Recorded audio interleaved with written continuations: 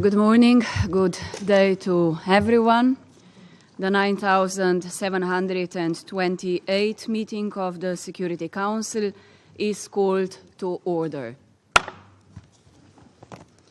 The provisional agenda for this meeting is the situation in the Middle East, including the Palestinian question. The agenda is adopted. In accordance with Rule 37 of the Council's Provisional Rules of Procedure, I invite the representative of Israel to participate in this meeting. It is so decided. I propose that the Council invite a permanent observer of the Observer State of Palestine to the United Nations to participate in the meeting in accordance with the Provisional Rules of Procedure and the previous practice in this regard. There being no objection, it is so decided. In accordance with Rule 39 of the Council's Provisional Rules of Procedure, I invite the following briefers to participate in this meeting: Mr. Tor Wennesland, Special Coordinator for the Middle East Peace Process, and Ms. Helen Clark, member of the Elders. It is so decided.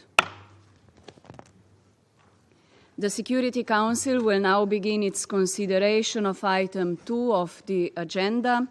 I would like to remind everyone that this is an official meeting of the UN Security Council, being fully aware that today's briefing is not an easy one.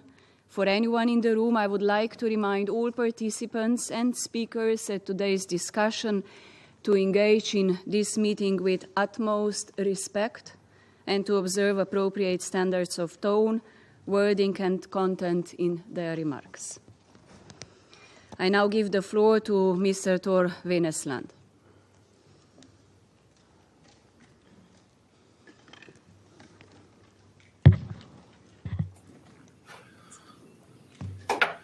Excellency, Madam President, members of the Security Council, I would like at the outset to express my grave concern over the growing risk of wide-scale regional escalation. The series of explosions across Lebanon and rockets fired towards Israel in recent days adds to the volatility.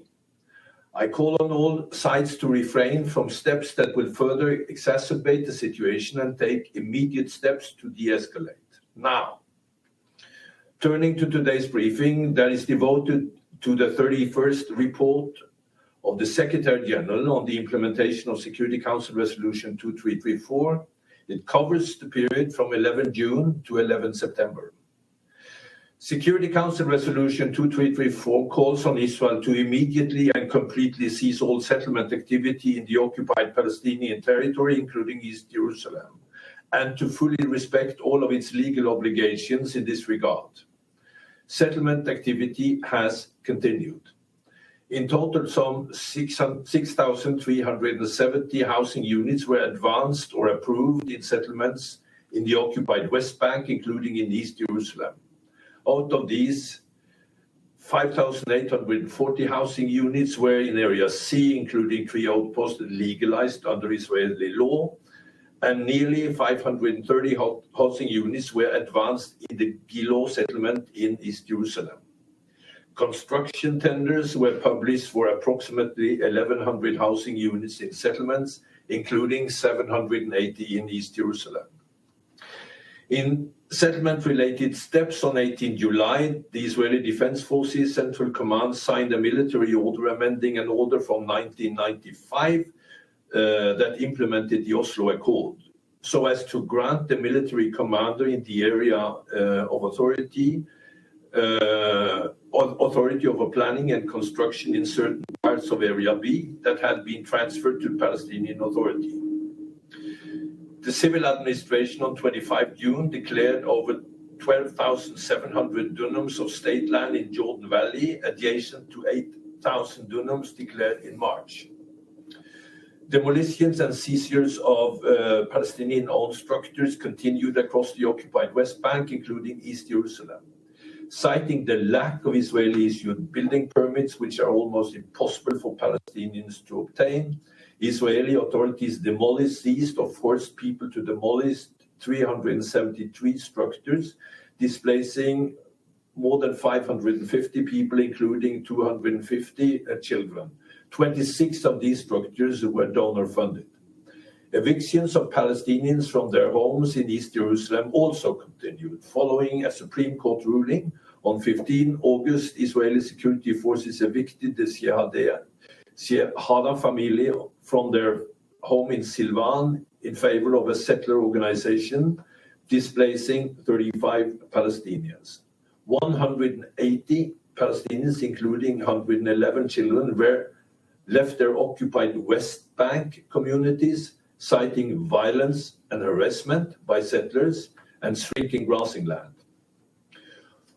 On 19 July 2024, the International Court of Justice rendered the advisory opinion on the legal consequences arising from the policies and practices of Israel on the occupied Palestinian territory, including East Jerusalem.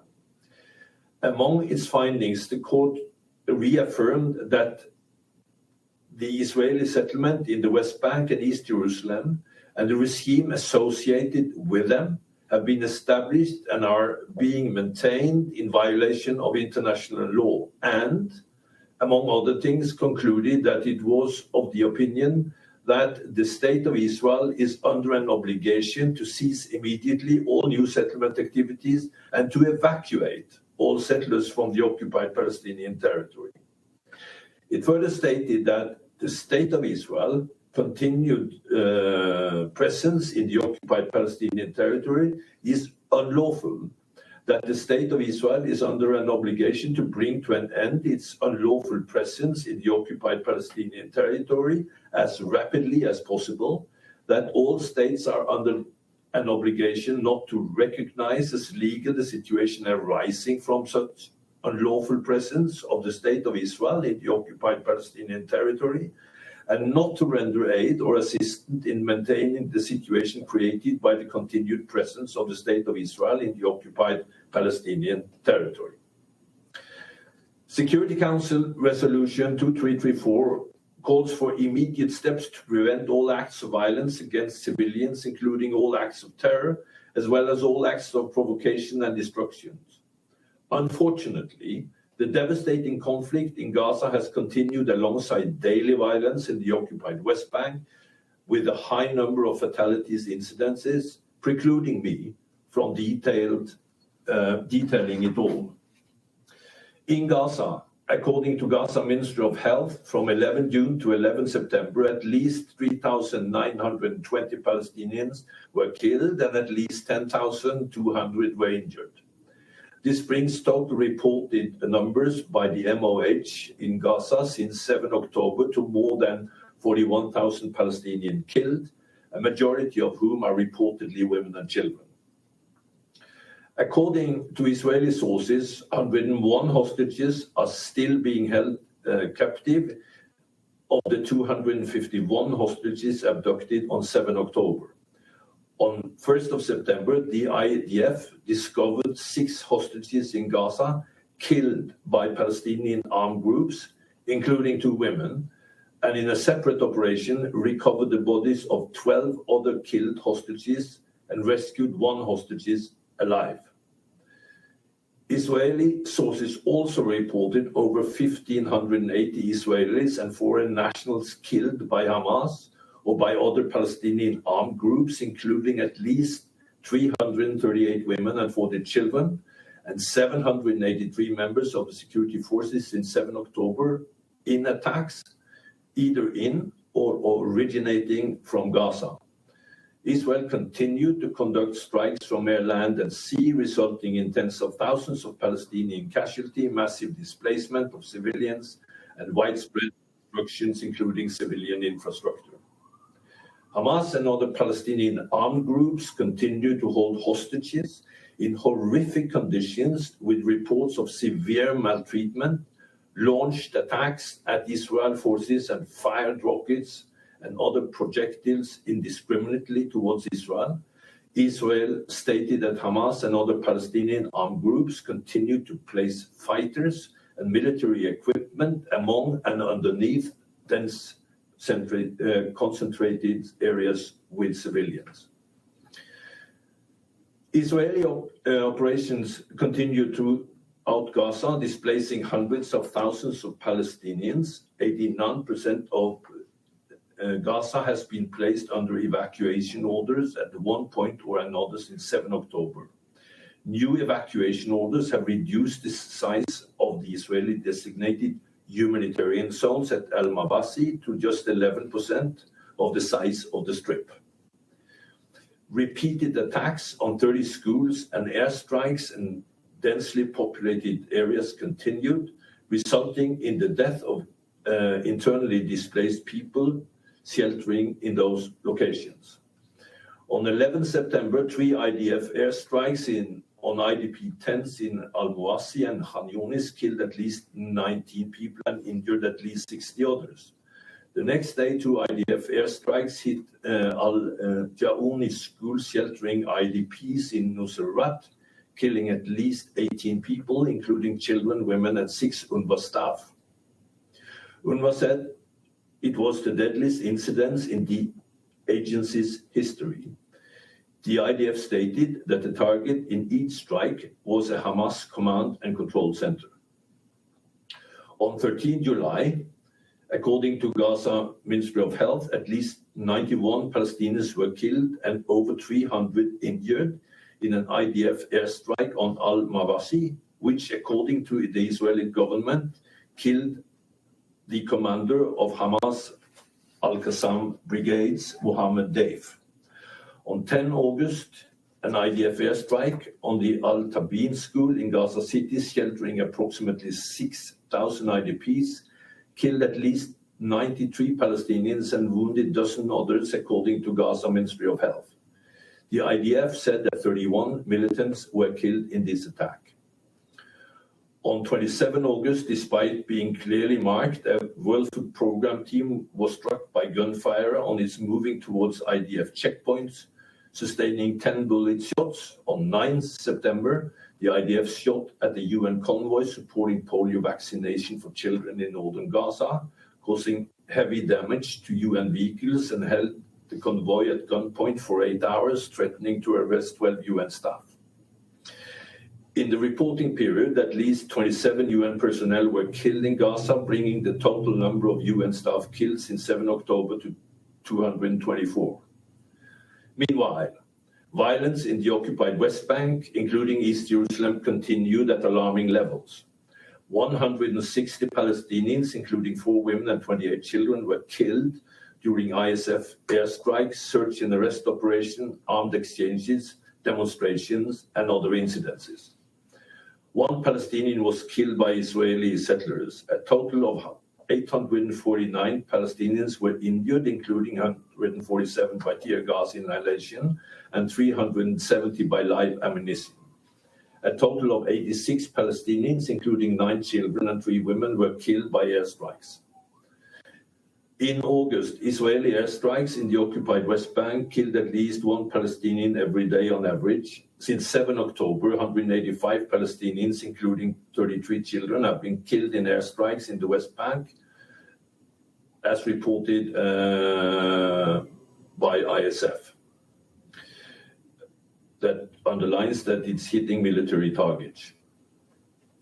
According to Israeli sources, 14 Israelis, including 2 women and 9 security force personnel, were killed, and another 67 were injured by Palestinians in shooting, stabbing, and ramming attacks and other incidences.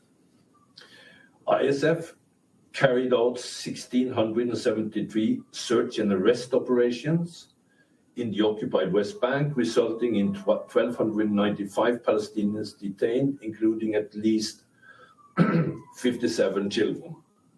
The special representative of the Secretary General on Sexual Violence in Conflict expressed her deep concern about the recently published reports by the UN describing a dramatic deterioration in conditions of detention for Palestinian men, women, and children under Israeli custody since 7 October attacks. These reports of sexual violence and other inhumane and degrading treatment could amount to sexualized torture perpetrated against Palestinian men and women. In July, Israeli military police arrested several Israeli reserve soldiers suspected of the serious sexual abuse of a Palestinian detainee. In occupied West Bank, most Palestinians were killed in the context of ISF operations in Area A, including during the exchanges of fire with armed Palestinians. These situations are characterized by increased use of airstrikes, IEDs, and destruction of both private property and civilian infrastructure. From 5 to 6 August, the IDF conducted a majority operation in Jenin, killing at least 6 Palestinians and in 2 airstrikes and with live ammunition, and injured another 7 in armed clashes. From 28 August to 6 September, the IDF conducted its largest operation in the occupied West Bank since 2002, stating that it was targeting Hamas and PIJ members and infrastructure in Jenin, Tulkarem, and Tubas. The Palestinian Ministry of Health said that 36 Palestinians were killed and dozens wounded during the operation, including 8 children. The IDF bulldozed water, sewage, electricity and communication lines and approximately 70% of the road network in Danon city, citing the IED threat to its soldier. One IDF soldier was shot and killed during this operation. High levels of settler-related violence continued. On 16 August, scores of armed settlers attacked the Palestinian village of Jit in Qalqilia, shooting and killing one Palestinian man, injuring another, and setting fire to Palestinian-owned houses, vehicles, and agricultural land. Israel launched an investigation into the incident. A number of senior Israeli officials condemned the attack. On 26 August, dozens of armed Israeli settlers attacked Wadi Rahal village in Bethlehem, during which a Palestinian man was killed. Violence against Israelis by Palestinians also continued at high level. On 11 August, an Israeli man was killed in a shooting attack in the Jordan Valley, for which Hamas claimed responsibility. On 18 August, a Palestinian killed a guard in the Israeli settlement of Kedumim. The following day, Hamas and Palestinian PID claimed to have conducted what appeared to be an attempt of suicide bombing in Tel Aviv, which led to the death of the attacker and the injury of one civilian. Madam President, the Security Council in its resolution called upon both parties to refrain from provocative actions, incitement and inflammatory rhetoric. Unfortunately, such acts continued. A joint statement from Hamas and PID threatened a return to the use of suicide bombings, a call echoed in a speech by a senior Hamas official, while Hamas al-Qassam Brigade published a graphic leaflet showing an explosive belt and a bombed Israeli bus. In a video posted on social media, an Israeli minister said Palestinian prisoners must be killed, shot in the head, while urging the passing of the bill by the Knesset, allowing capital punishment for terrorist offenses. Another minister said of Palestinians in Gaza, nobody will let us cause 2 million civilians to die of hunger, even though it might be justified and moral, until our hostages are returned. 2 Israeli ministers made visits to the holy sites in Jerusalem, with one of the ministers calling the site Israeli sovereign territory, while speaking of policies to change the status quo.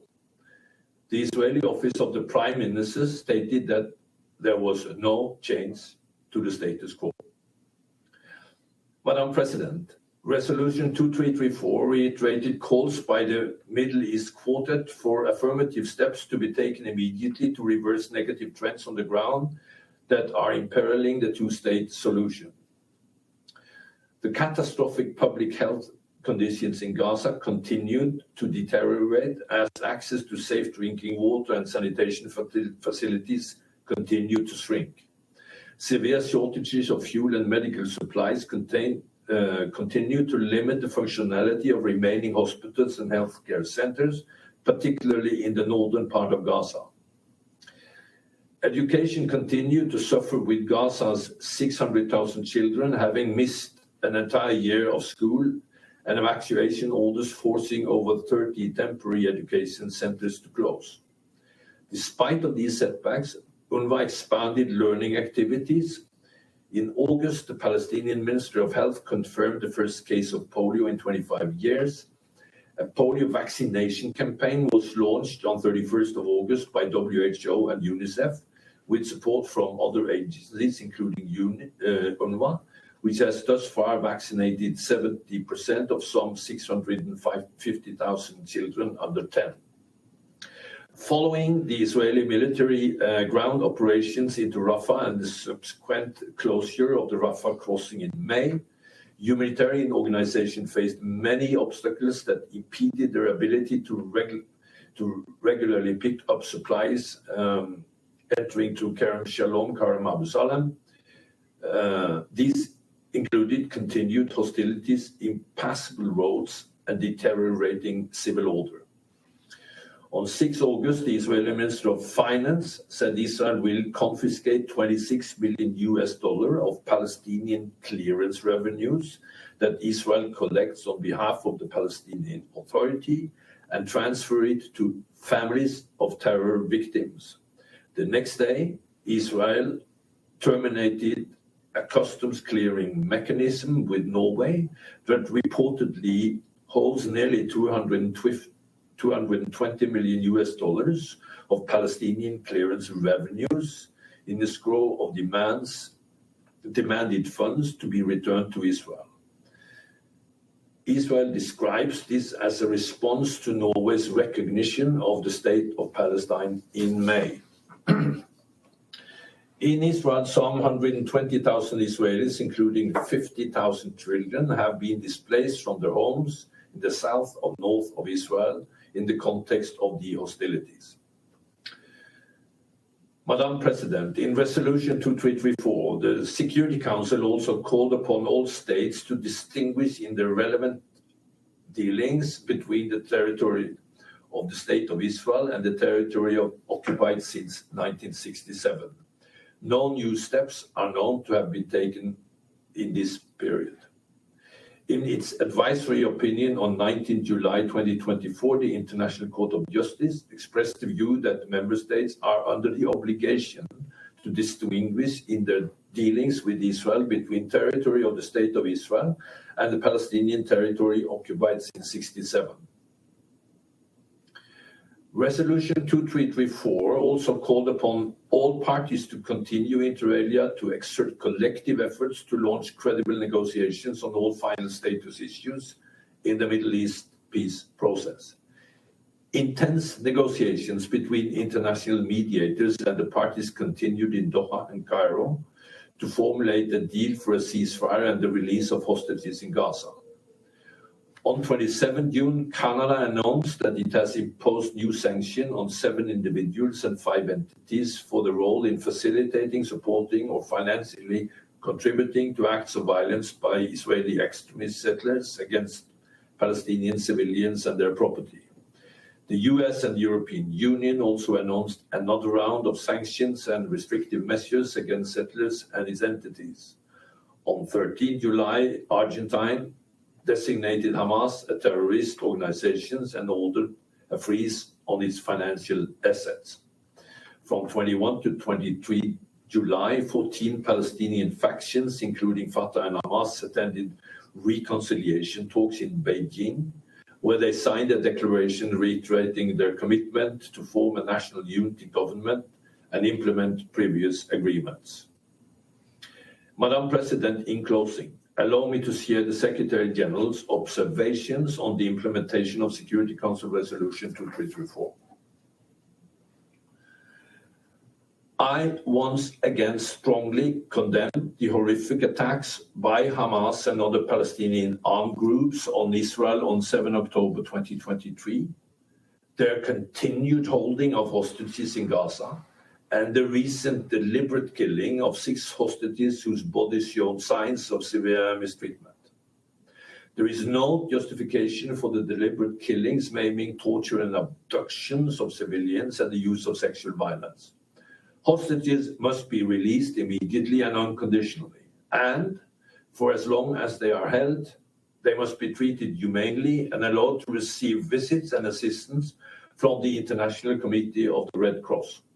I condemn the continued indiscriminate attacks, including the firing of rockets towards Israeli population centers and the use of human shields, which are prohibited by international humanitarian law and must cease. I again unequivocally condemn the widespread killing and injury of civilians in Gaza, including women and children, and the deprivation of essentials to survive. Nothing can justify the collective punishment of the Palestinian people. I'm concerned over what may amount to a serious violation of international humanitarian law, including possible non-compliance with the principle of distinctions, proportionality, and precautions. I mourn the UN staff killed in Gaza and strongly condemn the killing of all health and humanitarian personnel. These incidents must stop immediately and be thoroughly and independently investigated. The level of suffering witnessed in Gaza is unprecedented in my mandate as Secretary General of the United Nations. To address the colossal humanitarian needs and improve the intolerable conditions of civilians, Israel must fully open all crossings into Gaza and facilitate the immediate, safe and unhindered delivery of humanitarian assistance at scale directly to the Palestinian civilian population throughout the Gaza Strip in accordance with its obligation under international humanitarian law. I reiterate my call for an immediate ceasefire to end humanitarian suffering, urging all sides to redouble efforts to reach a deal that will bring about an immediate ceasefire and the immediate and unconditional release of all hostages. I continue to engage all stakeholders towards these objectives. A deal is crucial to saving lives, releasing all the hostages, reducing regional tension, and enabling the UN, in cooperation with the Palestinian Authority, to accelerate efforts to address the pressing needs of the Gaza population. I welcome the efforts of Egypt, Qatar, and United States to reach a deal. I strongly condemn all acts of violence against civilians, including acts of terror. The escalation of violence in the occupied West Bank and Israel is highly alarming. Palestinian refugee camps are sustaining significant infrastructure damage during ISF operations throughout the occupied West Bank. I urge the security forces to exercise maximum restraints and to use lethal force only when it's strictly unavoidable to protect life. I call on the Israelis to abide by its obligations under international law. All those injured must have access to medical care, and humanitarian workers must be able to reach everyone in need. I also recall that Israel, as the occupying power, has a responsibility to ensure that the civilian population is protected against all acts of violence, and call on Israel to ensure thorough, independent, and prompt investigation of all instances of possible excessive use of force. I am deeply concerned about the large number of Palestinians, including children, detained by Israeli security forces, and the increase in the number of Palestinians held in administrative detention by Israel since 7 October 2023. Reports of torture and other ill treatment during arrest and detention, including sexual violence, are also deeply concerning. I condemn the attacks carried out by Israeli settlers against Palestinians, including in the proximity and with the complicity of Israeli security forces. The attack on Jit was illustrative of the increasingly coordinated and deadly nature of these attacks. Attacks by Palestinians against Israel must also cease immediately. I condemn Hamas' attempted attack in Tel Aviv, and I'm alarmed by its call to return to the use of suicide bombings. All necessary steps must be taken to hold perpetrators accountable. I reiterate the utmost need to uphold the status quo of the holy sites in Jerusalem, taking into account the special and historic role of the Hashemite Kingdom of Jordan as custodian of the holy sites. I remain deeply troubled by the relentless expansion of Israeli settlements in the occupied West Bank, including East Jerusalem. Israeli policies and practices are systematically altering the land in the occupied Palestinian territory, creating dangerous dynamics to an existential threat to the two-state solution. Settlement expansions, settler violence, and recent Israeli administrative steps, and large-scale state land declarations in the occupied West Bank are fundamentally changing the landscape and deepening the occupation. I reiterate that the establishment of Israeli settlement in Palestinian territory occupied since 1967, including East Jerusalem, has no legal validity and constitute a flagrant violation of international law. In this respect, I note the recent findings of the International Court of Justice mentioned above in its advisory opinion of 19 July 2024. The demolition and seizure of Palestinian-owned structures may entail numerous humanitarian rights violations and raise concerns about the risk of forcible transfer. I note the conclusion of the International Court of Justice in this regard. I urge the government of Israel to end these practices in line with its obligation under international law. Palestinians must be allowed to build legally and address their development needs.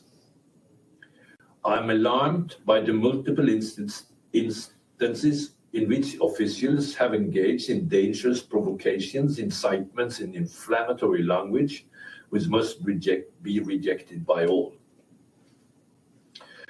I express my deepest appreciation to UNRWA and all the UN agencies and personnel and humanitarian aid workers who remain committed to their work across the OPT despite the significant security risk. I'm deeply concerned by efforts to undermine their life-saving works. The inviolability of UN premises must be respected at all times by all. To meet the challenges ahead, we must establish political and security frameworks that can address the humanitarian catastrophe, start early recovery, rebuild Gaza, and lay the ground for a political process to end the occupation and establish a two-state solution. These frameworks must facilitate a legitimate Palestinian government that can unify Gaza and the occupied West Bank politically, economically, and administratively, while reversing the steady deterioration dynamics in the occupied West Bank. Palestinian unity is an essential building block to just and lasting peace. Israeli measures that undermine the PA must be urgently addressed. The government of Palestine will require significant support from the international community to advance these objectives. Finally, any lasting progress cannot be divorced from the ongoing Israeli occupation and unresolved Israeli-Palestinian conflict. Progress towards peace must address and fully realize the fundamental and legitimate right of Palestinians to self-determination and sovereignty over the entirety of the occupied Palestinian territory. It must also address Israel's legitimate security concern. We must collectively take steps towards establishing a political framework that outlines tangible, irreversible steps towards ending the occupation and establishing a two-state solution, Israel and Palestine, of which Gaza is an integral part, living side by side in peace and security on the basis of UN resolutions, previous agreements, and international law, with Jerusalem as capital of both states. The United Nations will continue to support all efforts towards that goal. I thank you. I thank Mr. Wennesland for his briefing. I now give the floor to Ms. Helen Clark. Madam President, Excellencies, distinguished members of the Security Council, it is an honour to speak to you today as a member of the Elders. Resolution of the Israeli-Palestinian conflict has been a priority for our group since its founding by Nelson Mandela in 2007. The implementation of UN Security Council Resolution 2334 is acutely relevant to the current devastating phase of the conflict and to any chance of securing a fair and durable two-state solution in line with international law. But its failure so far also poses an existential question. Can the Security Council enforce its own resolutions? This is surely crucial to its credibility. The Elders unequivocally condemn the 7 October terrorist attacks and the holding of hostages by Hamas, which have caused deep trauma for the Israeli people. We also unequivocally condemn Israel's disproportionate military response, including its bombardment, siege and blockade of Gaza. This amounts to collective punishment and is causing great suffering and trauma to the Palestinian people.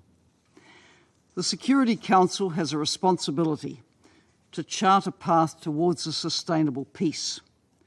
A full, immediate and complete ceasefire in Gaza is an indispensable step. It is deeply disturbing that Security Council Resolution 2735 calling for this remains unimplemented. It is clear that unless and until the root causes of the conflict are addressed, violence will persist and escalate. The conflict management approach pursued by powerful members of the international community has failed. A new approach is needed, grounded in international law, including the enforcement of this Council's resolutions. Council members who question the binding status of these resolutions or who use their veto to protect an ally or to oppose a geopolitical rival are eroding the Council's authority. They also undermine their own reputations and long-term interests. All member states are also bound to respect and comply with decisions of the International Court of Justice. This includes the provisional measures ordered to protect Palestinians in Gaza. The ICJ's recent advisory opinion, while non-binding, is an authoritative landmark ruling.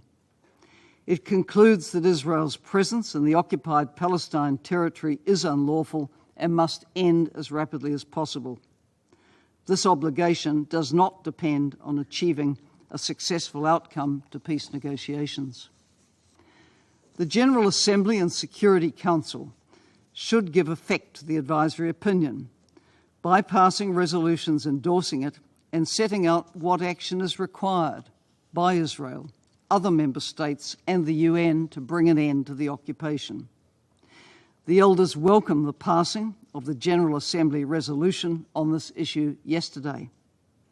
How will the Security Council respond to the advisory opinion? Security Council Resolution 2334 reaffirmed the illegality of the settlements. Yet settlement expansion in the West Bank and East Jerusalem continues to accelerate, while attention is focused on Gaza. More decisive member state action is needed.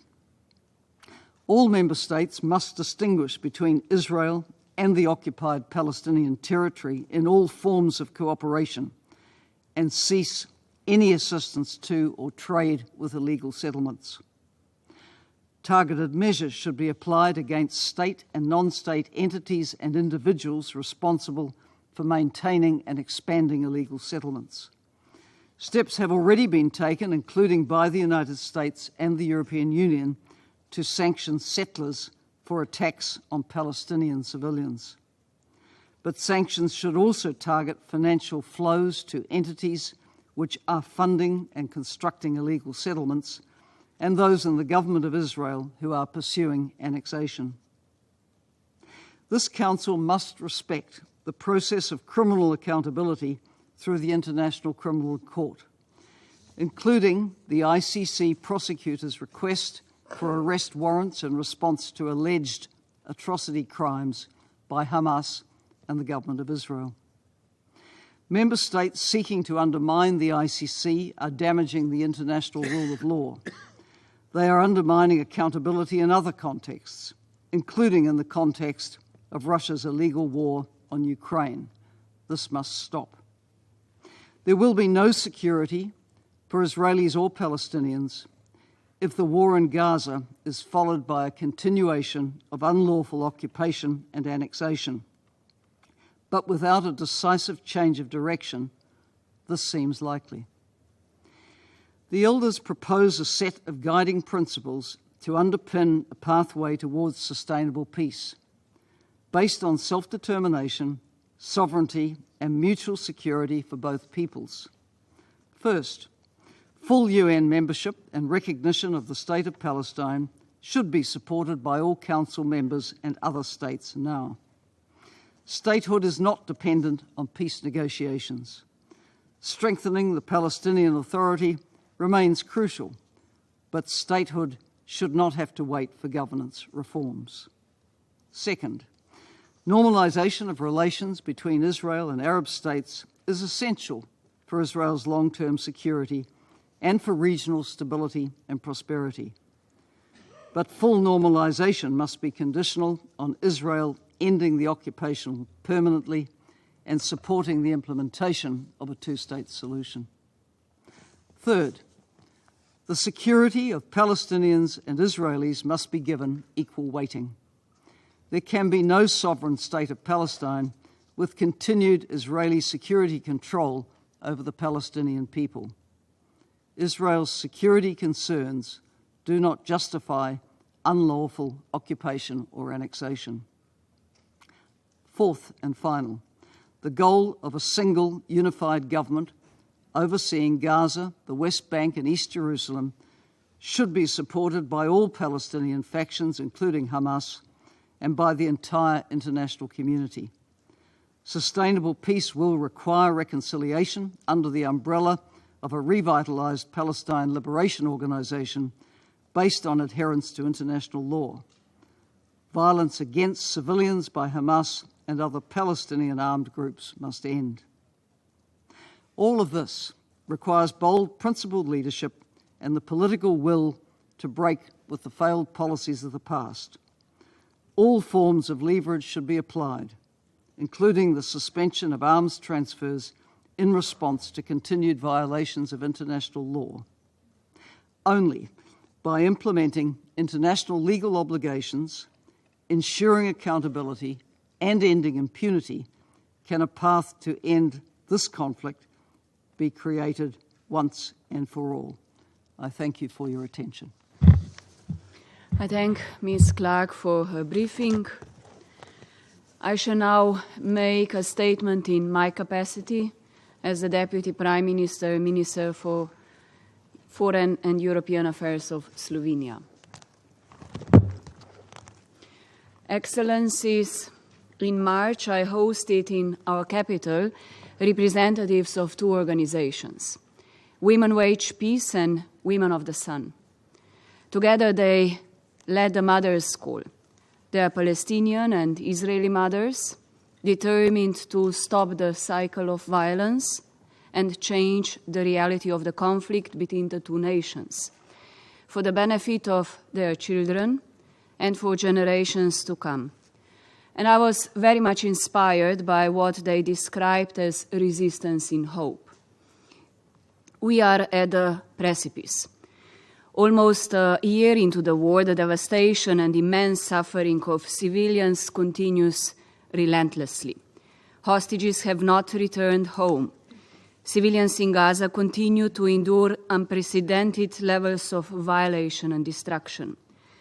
The potential to engulf the region in a wider conflict remains at all-time highs. The latest escalation in Lebanon is another sign of it. Despite that, I, just as the mothers I spoke with, continue to embrace hope. Hope that peace returns to Gaza and the West Bank.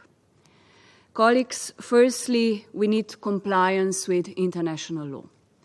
Since day one of this conflict, we have called for the compliance with international law.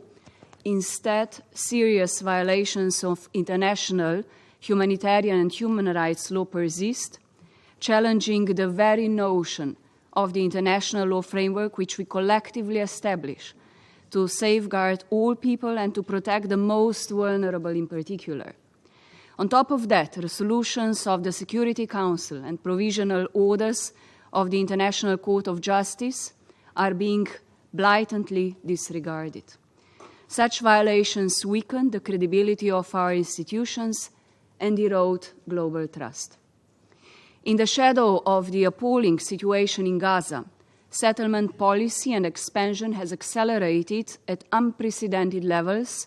Settler violence is on the rise and the situation in the West Bank is boiling. The status quo of the holy sites in Jerusalem is being repeatedly violated. Negative trends must be met with positive and concrete steps. I therefore warmly welcome the adoption of the General Assembly resolution following the ICJ advisory opinion, providing tangible steps towards a blueprint for peace. And it is now time for the Council to follow suit. Secondly, we need respect. More respect for the prevailing sentiment of the wider UN membership, which demands a ceasefire and a just and lasting peace. We need more respect for the UN system, including UNRWA, and more compliance with its charter. This is the best prospect for alleviating the unimaginable suffering. We need a more respectful and action-oriented dialogue in this chamber, one that prioritizes peace over partnership. We also need respect and dialogue between people in the region. This starts first and foremost with leadership for peace on both sides. Leadership cannot be based on incitement, hatred, provocation, or terrorism. It equally cannot endorse such actions, and it must be respectful of other opinions, especially of civil society. Thirdly, we need courage. Courage to uphold our communities to the two-state solution, which remains the only path to durable peace. I say this as a foreign minister of a country who has taken a clear stance for peace in the conflict. We have decided to be active in this Council and to deliver on what we promised during our campaign, building trust and securing the future. We therefore took the decision to vote for membership of the State of Palestine in the United Nations. We also recognized the State of Palestine. I urge others to take similar steps. Universal recognition of Palestine and its admission as a full UN member is an essential element in our shared agenda for peace. The future of peace in the region will slip away without tangible steps. It is the job of this Council as a whole and of its individual members to act as guarantors for peace with courage. Clearly, we need also courageous leaders in the region, leaders willing to set aside their individual interests, leaders who dare to dream of a different region, turning a new page in this decades-long conflict, leaders who dare to envision a different future, one where normalization of relations is possible and militarization gives way to cooperation. And lastly, we need diplomacy. We need diplomacy to succeed in delivering a ceasefire. There must be hard work of diplomacy bilaterally, but also hard work of diplomacy multilaterally. Past peace processes have not yielded the results we want to see. We therefore believe an inclusive, meaningful, and time-bound peace process coupled with reconstruction should take place. We want to see the UN playing a central role in that, and a Palestinian government strong enough to shoulder its responsibilities. I welcome the day after plan presented by the Palestinian Prime Minister. But diplomacy must be more than words. It requires concerted action. We call for the swift convening of an international peace conference, as agreed in Madrid, to advance the two-state solution. Colleagues, I imagine a mother in Gaza beaming with joy as her child can study again. I imagine a mother in Tel Aviv not needing to teach her child how to use a shelter. I imagine a mother in Jenin not worrying whether her child will be detained. This is the future I dream of, a future where peace is not just a possibility, but a reality. The first step towards this reality is an immediate ceasefire. This Council is the most powerful body for peace and security in the world. I always defended that the strongest and most suitable and sustainable tool in diplomacy is dialogue. However, dialogue cannot entail only words. It must include listening and understanding. But in this chamber, dialogue must lead to meaningful action.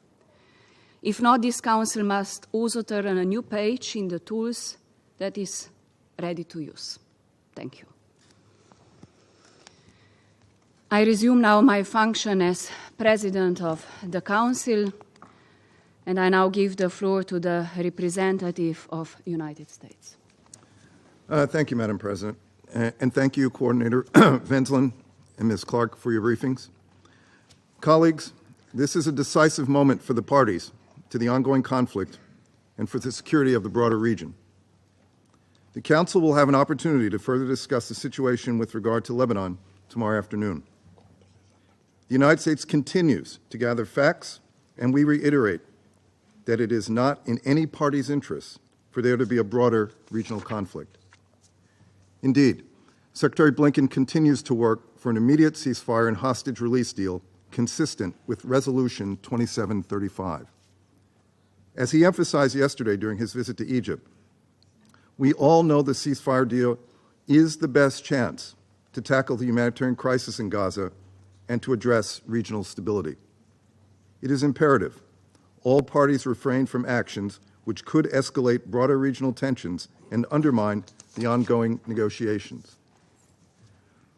We have also called on all parties to the fighting in Gaza to avoid putting civilians at risk and to take important steps to ensure that the humanitarian personnel are able to do their jobs and help save lives.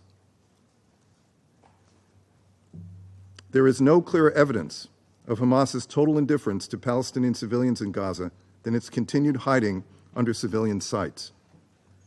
For the sake of civilians on all sides of the conflict, this must stop. We must not grow numb to the human suffering in the region. Again, it is manifestly in the interest of Israelis, Palestinians, and every country in the region for the fighting in Gaza to stop and a broader conflict to be averted.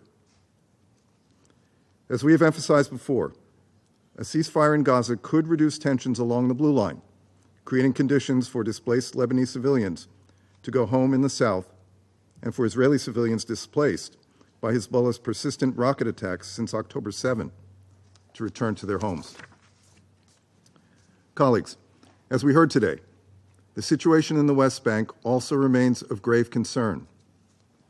We condemn deadly violence against Palestinian civilians by extremist settlers in the West Bank.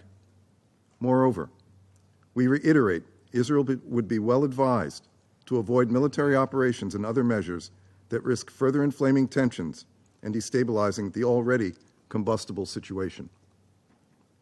Israel's program of support for the expansion of settlements is inconsistent with international law and only serves to weaken Israel's security by inflaming tensions and undercutting efforts to achieve a two-state solution. Colleagues, the Security Council can and should play a constructive role consistent with the principles outlined by President Biden in May, and that this Council endorsed in Resolution 2735 to encourage Hamas to accept the deal on the table, to encourage a de-escalation of regional tensions, and to reaffirm to all parties that unilateral measures, such as settlements and one-sided resolutions in New York, will not bring about a two-state solution. Implementing Resolution 2735 will also require political will from leaders in the region. There is no alternative to a negotiated end to the fighting in Gaza, and there is no alternative path to achieve a two-state solution other than through direct negotiations between the parties. The United States will continue to do everything possible to put forward ideas and proposals to achieve a ceasefire and hostage release in Gaza that would help lay the foundation for a better future for Israelis and Palestinians alike. Colleagues, we see the paths before us. One path would save lives, bring relief to the people of Gaza, bring the hostages home, and de-escalate regional tensions. The other, darker path, which we should all endeavor to avoid going any further down, is marked by further impasses in ceasefire talks, civilian suffering in Gaza, and the risk of additional unilateral actions that could set off a broader conflict. Hamas wants the region to go down the second path, for the fighting and suffering in Gaza to continue, for there to be a broader regional conflict. It is therefore on the shoulders of anyone who wants to see this war end and cares about the plight of Palestinian civilians to press Hamas to engage constructively and close the deal on the table. That is the best way to ensure that the war ends and the region does not go down a darker path in the coming weeks. Thank you, Madam President. I thank the representative of United States, and then I give the floor to the representative of Guyana. Madam President, I thank Special Coordinator Wennesland for the Secretary General's oral report on the implementation of Resolution 2334. I also thank Her Excellency Ms. Helen Clark for her valuable insights. Madam President, the report by the Special Coordinator has once again confirmed Israel's obstinate stance on settlement expansion in the occupied West Bank, including East Jerusalem, in violation of Security Council Resolution 2334. Israel continues to dig in its heels on its colonial settler policy. This is despite the clear provisions of the resolution that the establishment by Israel of settlements in the Palestinian territory occupied since 1967, including East Jerusalem, has no legal validity and constitutes a flagrant violation on the international law and a major obstacle to the achievement of the two-state solution and a just, lasting, and comprehensive peace. The extent of Israel's ongoing settlement activities is reflected in the fact that demolition of homes and civilian infrastructure this year have reached the highest number in 2 decades, with greater fatalities owing to more brutal tactics used in the demolition exercise. The recent advisory opinion of the International Court of Justice also definitively established Israel's obligation to end its unlawful presence in the occupied Palestinian territory, to cease immediately all new settlement activities, and to evacuate all settlers from the occupied Palestinian territory. The General Assembly resolution adopted yesterday laid out the next steps following the issuance of the advisory opinion, and we call on Israel and all member states to fulfill their obligations as set out in that resolution. Madam President, we have taken note that since our last briefing on Resolution 2334, the situation in the occupied West Bank has worsened considerably, with several airstrikes on civilian infrastructure and a recent large-scale military operation which left many Palestinians displaced, their homes destroyed, and their property taken over by Israeli settlers. We note, for example, according to OCHA, since 7th of October 2023, 1,628 Palestinians have been displaced in incidents involving Israeli settlers.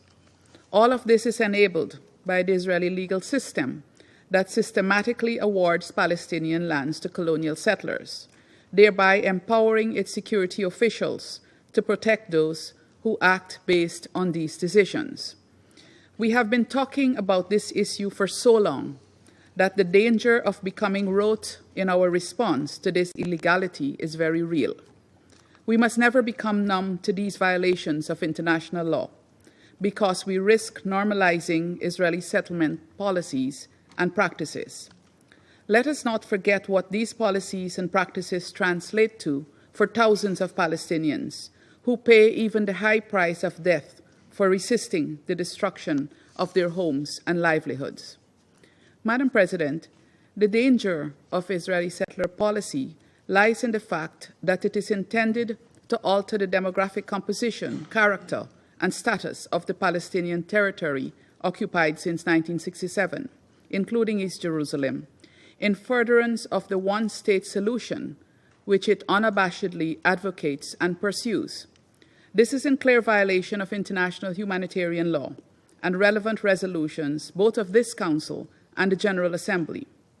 Guyana therefore condemns in the strongest terms Israel's continuing disregard for the decisions of this Council and of international law more generally.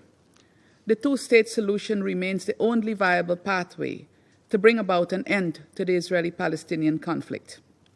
The Council must therefore respond to Israel's actions which are steadily eroding the two-state solution and entrenching a one-state reality.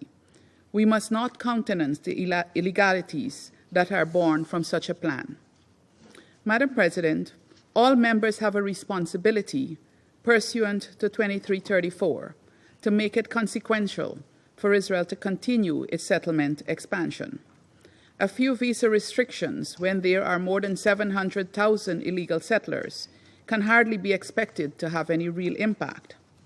Visa restrictions for anyone living in settlements set up in areas outside of the pre-1967 borders may have a much greater impact. Refusing to have commercial engagement with any individual, group, or entity living in, operating in, or maintaining interests in settlements that violate the pre-1967 borders will definitely have a real impact. Collectively and individually, member states must consider such decisions to stem this tide of illegality and disregard for the resolutions and decisions on the question of Israel's illegal settlements in the Palestinian occupied territories. Let me conclude by once again emphasizing the urgency of redoubling efforts to achieve the two-state solution. This must be in tandem with the obligation created by the General Assembly for Israel to vacate all Palestinian territory which it now occupies. We also call again for an immediate ceasefire and the return of all hostages held in Gaza and Palestinians detained illegally in Israel. Madam President, the unresolved conflict between Israel and Palestine continues to hinder peace and security in the Middle East region, and we appeal to all member states to act urgently and genuinely to bring this conflict to a permanent, peaceful, and just end. Guyana is prepared to do its part. I thank you. I thank the representative of Guyana for the statement, and I now give the floor to the representative of Republic of Korea. Thank you, Madam President. I would like to also thank Special Coordinator Tor Wennesland and Ms. Helen Clark for their briefing. Madam President, we are sadly moving toward the first anniversary of the brutal terrorist attacks by Hamas on October 7th and the subsequent military operations by Israel, resulting in the unfathomable humanitarian suffering in Gaza. The Republic of Korea reiterates its call once again on both parties to faithfully engage in the negotiations for the deal detailed in the Resolution 2735. An immediate ceasefire and release of hostages, combined with a surge in humanitarian aid throughout Gaza, will and should lay the first ground to pave a path of peaceful coexistence between Israel and Palestine. As repeatedly stressed by my delegation, it is a legal obligation of the parties, including Israel, to protect the civilian and humanitarian workers at all times. In this connection, we are deeply concerned that Israel has now targeted our Leone school in Nusayra camp 5 times since last October. The targeted facility was sheltering 12,000 displaced people. We believe that Israel can do more to satisfy its obligations under international humanitarian law. At the same time, Hamas must stop endangering civilians by using civilian infrastructures for military purposes. For almost a year, the focus in this Council has been the dire situation in Gaza. However, it is clear that we should not forget the ongoing instability and exacerbating violence in another part of the Palestine, the West Bank. We are witnessing with grave apprehension escalating violence by multiple actors in the West Bank, including the Israel security forces, Palestinian militant groups, and extreme settlers. In addition, we are appalled that more than 600 Palestinians, including 158 children, as well as 18 Israelis have been killed in the West Bank since October 7th. We call for immediate steps to prevent all acts of violence against civilians in accordance with Resolution 2334. We are particularly concerned about the killing of UNRWA staff members last Friday, which marked the first UNRWA employee to be killed in the West Bank in more than a decade. We are also deeply troubled by the killing of an American Turkish activist in the West Bank earlier this month. We call for a thorough investigation as well as accountability for any wrongdoings.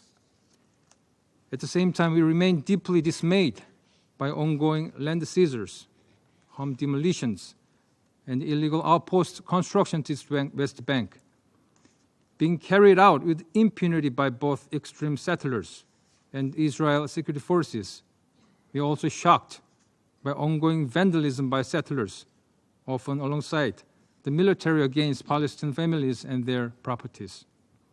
It is urgent for Israel to fundamentally change its policy against Palestinians. Resolution 2334 was adopted long before the current conflict in Gaza started. Yet this 8-year-old resolution details all the agreed upon guiding principles that we should keep in mind as we strive to resolve the Palestinian questions. As provided in the resolution, the establishment of Israeli settlements constitutes a flagrant violation under international law. We urge Israel to stop any measures that amount to annexation of the occupied Palestinian territory, including expansion of settlements in the West Bank.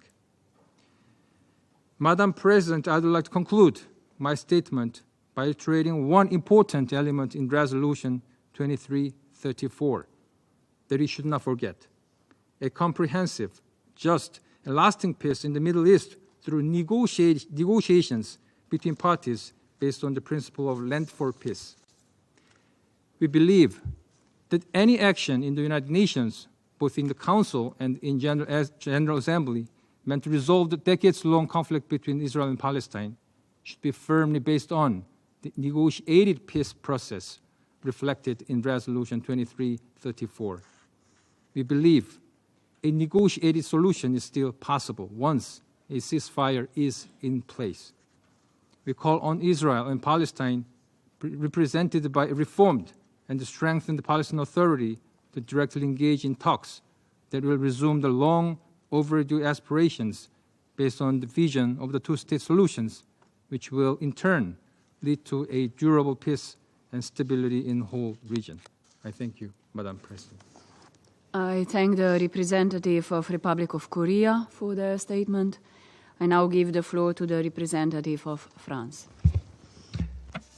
Madame la Présidente, Madam President, je remercie I M. wish Wennesland et to Mme thank Clark Mr. Wennesland and Madam leurs Clark exposés. for their briefings. Le Conseil de The sécurité Security doit Council must réagir react face à in l'accélération the light de la of the colonisation en acceleration of Cisjordanie settlement et à activities in Jérusalem the West Bank Est. and in La East position de la Jerusalem. France est constante. La France's colonisation position est remains contraire au droit steadfast. international. Settlement Nous la activities condamnons. runs counter to international La law, France ne and we reconnaîtra condemn jamais it. l'annexion France will never illégale recognize des the territoires illegal ni la annexation of légalisation de territory, colonies nor sauvages. the Elle a legalization condamné of les attaques illegal israéliennes settlements. contre We des écoles condemned the dans la Israeli bande attacks de Gaza. against schools La in the France a Gaza aussi Strip. condamné les attaques France récurrentes also de colons condemned violents the recurrent contre des attacks écoles en perpetrated by violent Cisjordanie settlers et elle appelle Israël against à schools in the prendre West sans Bank, délai and les we call mesures on nécessaires Israel pour to immediately protéger adopt la the population necessary measures to palestinienne dans les protect the territoires Palestinian occupés population et in assurer the le occupied respect territories, and de son to droit à ensure l'éducation. respect for the Tout doit right être to fait pour éviter un education. embrasement Everything à possible needs to Jérusalem be done to Est avoid et en a Cisjordanie. La conflagration France in East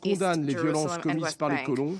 We Elle déplore condemn les violence déplacements forcés de perpetrated by communautés settlers. palestiniennes. We À lament Jérusalem the Est, enforced le statu quo historique sur le lieu displacements saint of doit être Palestinian préservé. communities. In East Jerusalem, La the historic résolution status quo needs to 2334, be qui vise maintained à of the holy matérialiser la sites. distinction juridique We call for entre les implementation territoires of d'Israël reconnus par la 2334. communauté This internationale et les resolution, territoires occupés doit être which pleinement respectée. establishes a policy of Madame la distinction to legally Présidente, legally distinguish between Israeli territory recognized by the international community and occupied territories.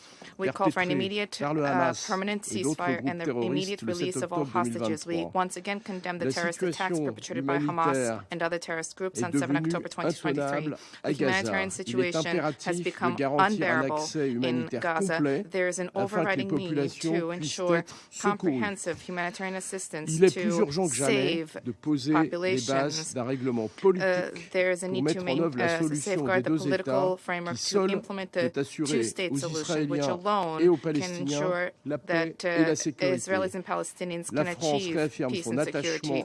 France reaffirms its steadfast commitment to the security of Israel and the establishment of a viable, sovereign, and contiguous state for the Palestinians. We call for the establishment of a Palestinian authority that is reformed, capable of exercising its responsibility on all of Palestinian soil, including the Gaza Strip. Measures geared towards undermining this must be put to an end. We urge Israel no longer to impede revenues transfers. We remain committed to prevent any risk of escalation along the blue line and for the advancement and promotion of a diplomatic solution. We urge all stakeholders in the region to adopt a responsible attitude. Thank you. I thank the representative of France for their statement, and I now give the floor to the representative of Sierra Leone. Thank you, Madam President. Colleagues, we meet in a period of deep uncertainty for the Middle East. We have warned, cautioned, and called for restraint. But with Lebanon rocked and shocked by indiscriminate communication devices explosion, we fear that we are at the cusp of the dreaded regional escalation, if not in it already. Sierra Leone shares the UN Secretary General's deep alarm and urge that all concerned actors exercise maximum restraint to avert any further escalation. Colleagues, we also meet at a time of great hope and the effective response by the General Assembly to the advisory opinion of the International Court of Justice of 19th July 2024 on the legal consequences arising for the policies and practices of Israel in the occupied Palestinian territory, including East Jerusalem, and with the overwhelming vote to adopt the resolution that demands that Israel, and I quote, brings to an end without delay its unlawful presence in the occupied Palestinian territory. The action of the General Assembly and the International Court of Justice advisory opinion do have bearing on our meeting today, and I therefore thank our briefers, Special Coordinator Mr. Tor Wennesland and Ms. Helen Clark, Member of Elders and former Prime Minister of New Zealand, for their comprehensive and instructive briefings. Resolution 2334 underpins the relevance of international law and the Charter of the United Nations as it examines some of the fundamental causes of the decades-long Israel-Palestine conflict. The prolonged nature of the conflict partly stems from the problems of settlement, annexations, and blockades, and their destabilizing effect on the Palestinian people and their institutions. The painful realities resulting from the illegal settlement policies of Israel are evident in the lives of the Palestinians, whose basic freedoms and associated human rights are suppressed daily. In the Gaza Strip, the escalation of violence since the 7th October 2023 attack by Hamas on Israel civilians and the Israeli military response since then has had a huge humanitarian impact on the civilian population. Millions of Palestinian civilians live through a perpetual nightmare of fear, suffering, and trauma for Israeli bombs and guns, while civilians still grapple to access the basic services. A recent update from the World Food Programme highlighted that as winter approaches, the worsening security situation and damaged roads in Gaza will complicate the delivery of vital food, water, medicine, and hygiene supplies to areas where they are critical for the survival of communities. As reported by OCHA, hygiene items such as soap, shampoo, detergent, and sanitary pads for females are in short supply, and families struggle to maintain basic hygiene in overcrowded shelters, which has resulted in high-risk health conditions. The pattern of repeated evacuation orders and closures of crossing points for aid delivery continues to hamper humanitarian effort and discourage humanitarian personnel, who also have to deal with the very real fear of being attacked and killed by IDF weapons. Further, we remain deeply concerned about the situation in the West Bank, including East Jerusalem, where about 674 Palestinians, including 150 children, as confirmed by UNICEF, have been killed between the 7th October 2023 and 9th September 2024. The failure on the part of the conflict parties to take necessary precautions to spare and protect civilians is a grave violation of international humanitarian law. Sierra Leone condemns the resumption of violence in the North and West Bank in Tulkarem, North Shams, and El Farah camps. As reported, this operation affected residential and commercial buildings, which resulted in interruption of basic services in the area. Such reports of increased self-violence, annexation, demolition, and displacement are all contrary to the provision of Resolution 2334, which stresses the cessation of all settlement activities and calls for immediate steps to prevent all acts of violence against civilians, as well as acts of provocations and destruction. The International Court of Justice, in its 19th July 2024 advisory opinion, importantly noted that since 1967, Israel's settlement policy has continued in the West Bank and East Jerusalem. And before the removal of Israel's settlement from the Gaza Strip in 2005, Israel's settlement policy carried out in the Gaza Strip were not substantially different from the policy that continues in the West Bank and East Jerusalem today.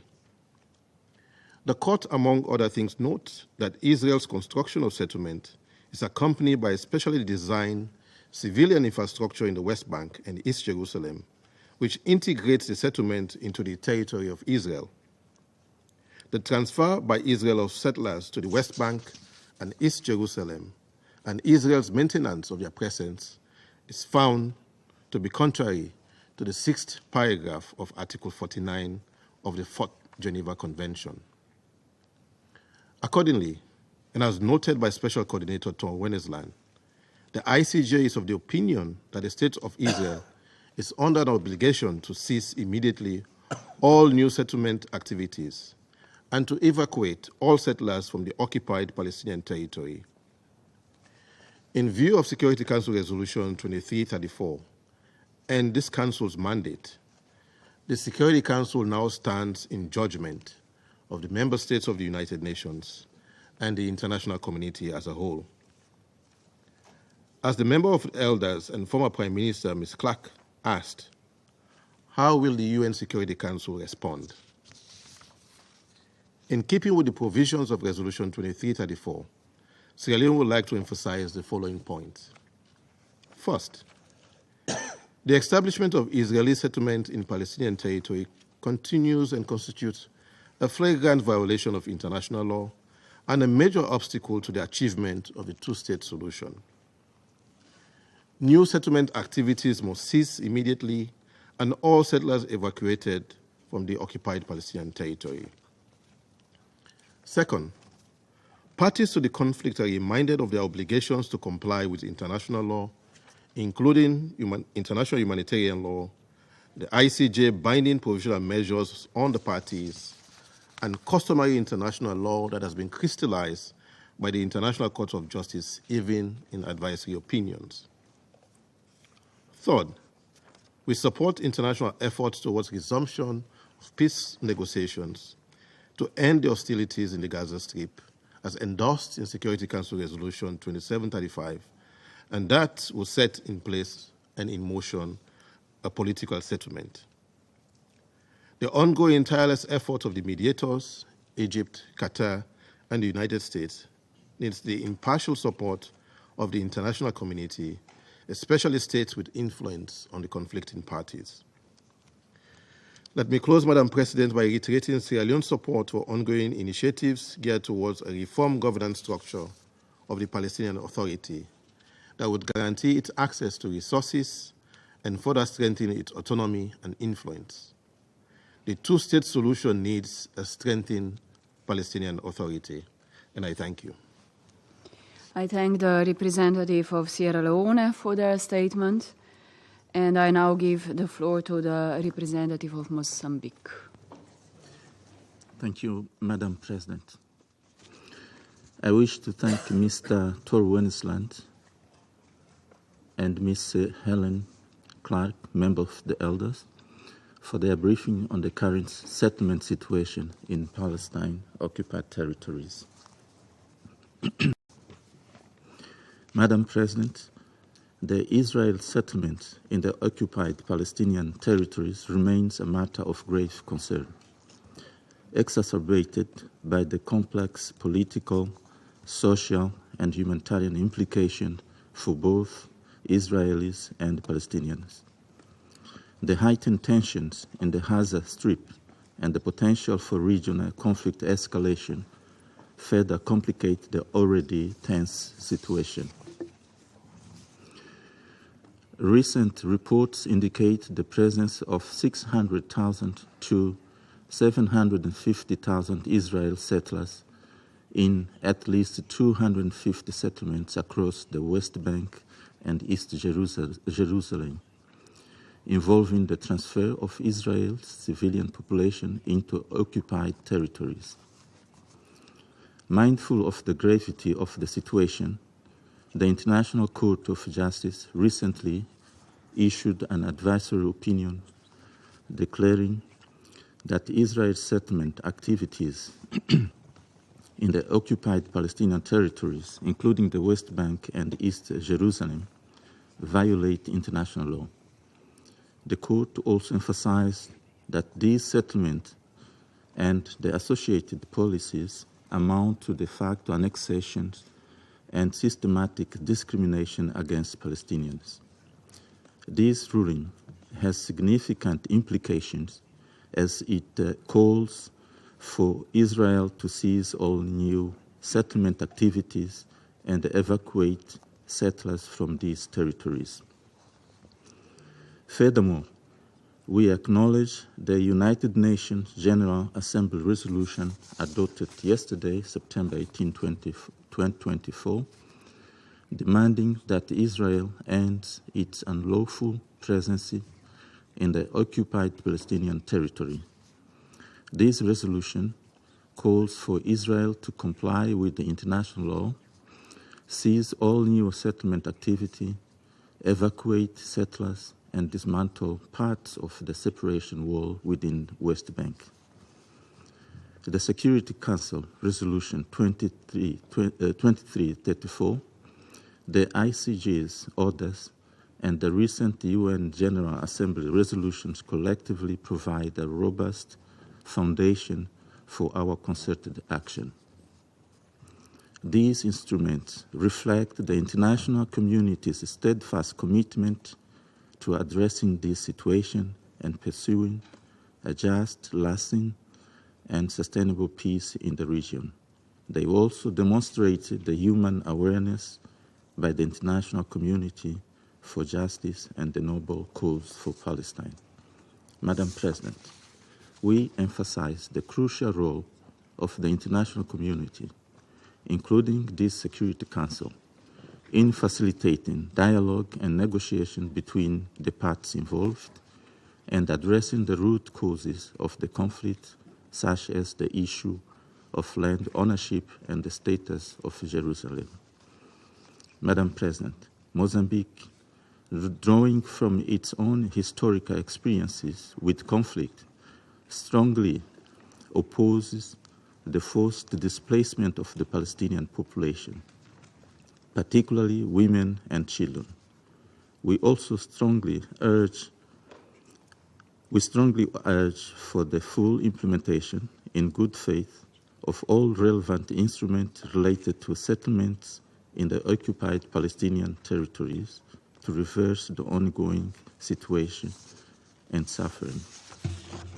Mozambique reaffirms its unwavering support for the Palestinian people's inalienable right to self-determination. Mozambique also recognizes the right to existence of the State of Israel. This dual recognition serves as a foundation for peaceful coexistence, envisioning both nations as independent and sovereign states in accordance with Security Council Resolution 242 of 1967 and other UN relevant resolutions.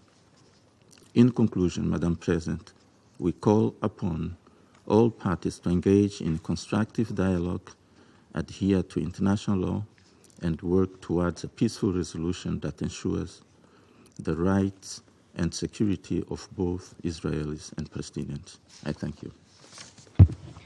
I thank the representative of Mozambique for the statement. I now give the floor to the representative of Japan. Thank you, Madam President.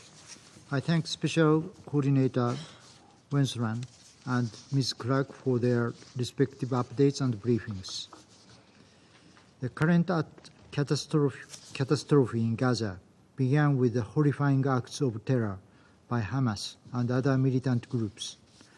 We reiterate our strong condemnation of the 7th October attack, as well as the taking and killing of hostages. Hostages are enduring an unimaginable horror, which is totally unacceptable. At the same time, the conflict rages on with no end in sight, and the suffering of the Palestinians only grows. Japan is appalled at the unconscionable toll of deaths and injuries, including many civilians and even UN staff and aid workers. The devastation of the Palestinian people is beyond our comprehension. They are trying to survive in overcrowded makeshift shelters and tents, while suffering a severe shortage of essential supplies and restricted access to basic services.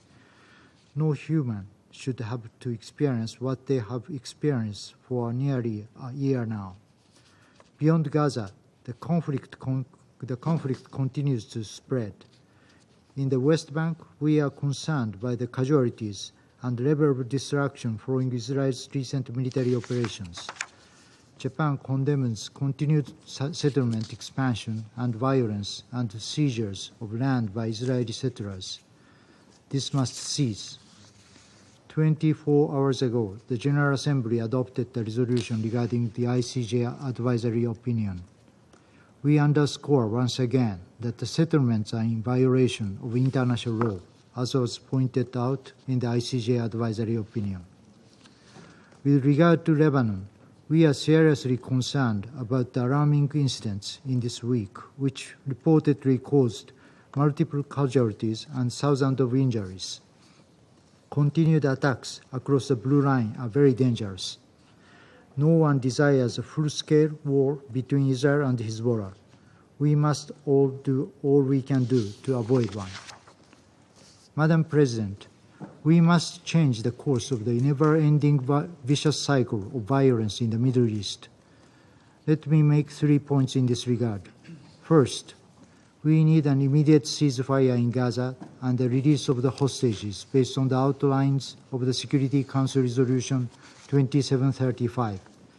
Japan continues to support the tireless mediation efforts of the US, Egypt, and Qatar to bring this about.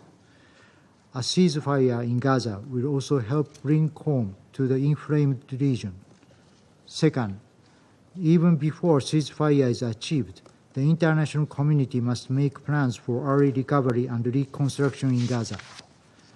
Just removing the rubble will take decades, while restoration of the basic civil system and infrastructure, including health and education, will require enormous time and resources. These are only some of the numerous challenges we will face on the day after. In this vein, it is imperative to strengthen the Palestinian Authority, including financial governance capacities. Third, and finally, a two-state solution is the only viable path to resolve this decades-long tragic conflict. Japan sincerely hopes to see a Middle East where Israel and Palestine live side by side in peace and stability with recognized borders, and will spare no efforts to this end. Thank you, Madam President. I thank the representative of Japan for the statement, and I now give the floor to the representative of Ecuador. Gracias. Thank you. Señora Presidenta, en primer lugar, Madam agradezco al President, let me coordinador begin especial by Tor thanking Wennesland Special Coordinator Tor Wennesland for his briefing this Reitero morning. el apoyo del Ecuador I para sus reiterate labores Ecuador's y support las for de his todo el work personal de and the Naciones work of Unidas y all sus UN agencias.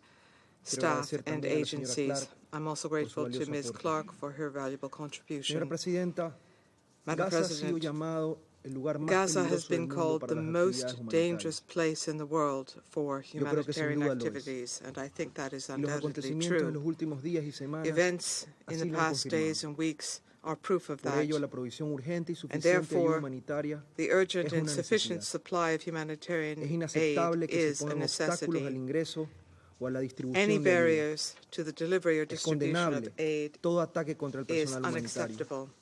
Any Los attack mecanismos against de conflicto humanitarian deben personnel ser is efectivos condemnable. y confiables. Deconfliction Es difícil mechanisms creer must be que effective a and casi un año del reliable. inicio de la It's guerra difficult to believe aún no that lo sean. almost a year El after the war incidente del began, 28 de these agosto en el que mechanisms se abrió are fuego not yet contra un effective convoy or del Programa reliable. Mundial de Alimentos es particularmente alarmante. The incident on the 28th Los of combates August, no cesan when mientras a alrededor de World 100 Food rehenes Program continúan convoy en was fired cautiverio upon, is casi un año particularly después de los alarming. actos terroristas perpetrados por Fighting has Hamas continued el while 7 de some octubre de 100 2023, hostages remain que in incluyeron captivity almost abusos a year y after the violaciones a terrorist mujeres en acts Israel perpetrated by y que una vez Hamas más on el the Ecuador 7th of condena October firmemente. 2023, which Señora includes abuse Presidenta, and rape of women in esta Israel. situación es And once again, this desalentadora, is a situation sobre Ecuador todo tomando en condemns. cuenta que hace Madam ya 3 President, this meses situation is este discouraging, Consejo adoptó particularly una resolución de when apoyo a 3 una months propuesta de ago alto al this fuego council que, adopted a de haber sido resolution in support implementada, of a proposed habría cesado ceasefire. las hostilidades, If that ceasefire habría had been permitido la implemented, liberación de los rehenes, it would have ended habría facilitado que hostilities. la It ayuda would have led to humanitaria the release llegue de of forma segura, hostages. It would have suficiente y facilitated oportuna the a todos los delivery que la of necesitan. humanitarian aid, aid también safely in sufficient habría quantities and in contribuido a a timely reducir las manner tensiones de la to región. all those in need. Los And it acontecimientos en would have Cisjordania contributed to tampoco son reducing tension alentadores. in the El region. país, Events in en the línea West con la Bank are no more declaración de encouraging. presidencia de este Consejo de My febrero del country, in line with 2023, the se opone presidential statement made enérgicamente a in the todas las Council in medidas February unilaterales 2023, is firmly que opposed to obstaculizan la any paz y unilateral ponen en measures riesgo la solución which obstruct biestatal, peace como la construcción y and expansión de los endanger asentamientos, the two-state solution, such as the construction and expansion of settlements, the seizure of land, the legalization of settler outposts, the demolition of housing, and the displacement of civilians. La muerte The de death Aisenur of Egi, Aisenur Egi, cuyas circunstancias y whose responsabilidades deben circumstances ser and exhaustivamente accountability for that investigadas, act must be y los repetidos investigated ataques por exhaustively, parte de and colonos repeated son attacks by ejemplos del riesgo settlers permanente are que enfrentan los examples of the civiles palestinos en constant Cisjordania. risk that Palestinian Señora civilians Presidenta, in the West colegas, Bank face. es Madam necesario President, detener ahora mismo el colleagues, círculo the vicioso de la vicious cycle destrucción, of la destruction, muerte y la venganza. death, and vengeance must Para end lograrlo, now. es tiempo To de que that los end, líderes it is actúen time con for the valentía y leaders to humanidad. act with courage and humanity. Termino esta intervención I will reiterando la conclude my convicción de mi statement by país reiterating my de que country's la única conviction salida es that avanzar the hacia una only solución way out pacífica, is to definitiva y work justa para las towards partes, a peaceful, con la definitive, and existencia de just dos solution for estados, the parties, Palestina e with the Israel, existence of sobre la two base de las states, fronteras de Palestine and Israel, on the 1967 basis of y las the resoluciones 1967 relevantes. borders and Es relevant necesario actuar con resolutions. We must pragmatismo act y with realismo pragmatism and para que se realism concrete esta solución to que es apoyada por la enable inmensa that mayoría de solution la to comunidad take internacional. shape. It is supported by the vast majority of the international community. I thank the representative of Ecuador for the statement. I now give the floor to the representative of United Kingdom. Thank you, President. And I join others in thanking Special Coordinator Wennesland and Helen Clark for their briefings today. The death toll in Gaza has reached over 40,000. Water, sanitation and health infrastructure has been almost completely destroyed. Disease and the risk of famine pose further deadly threats.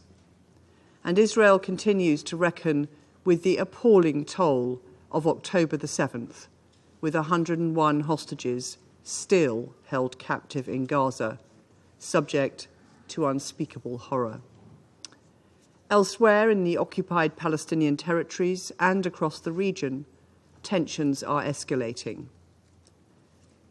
We need to see three things.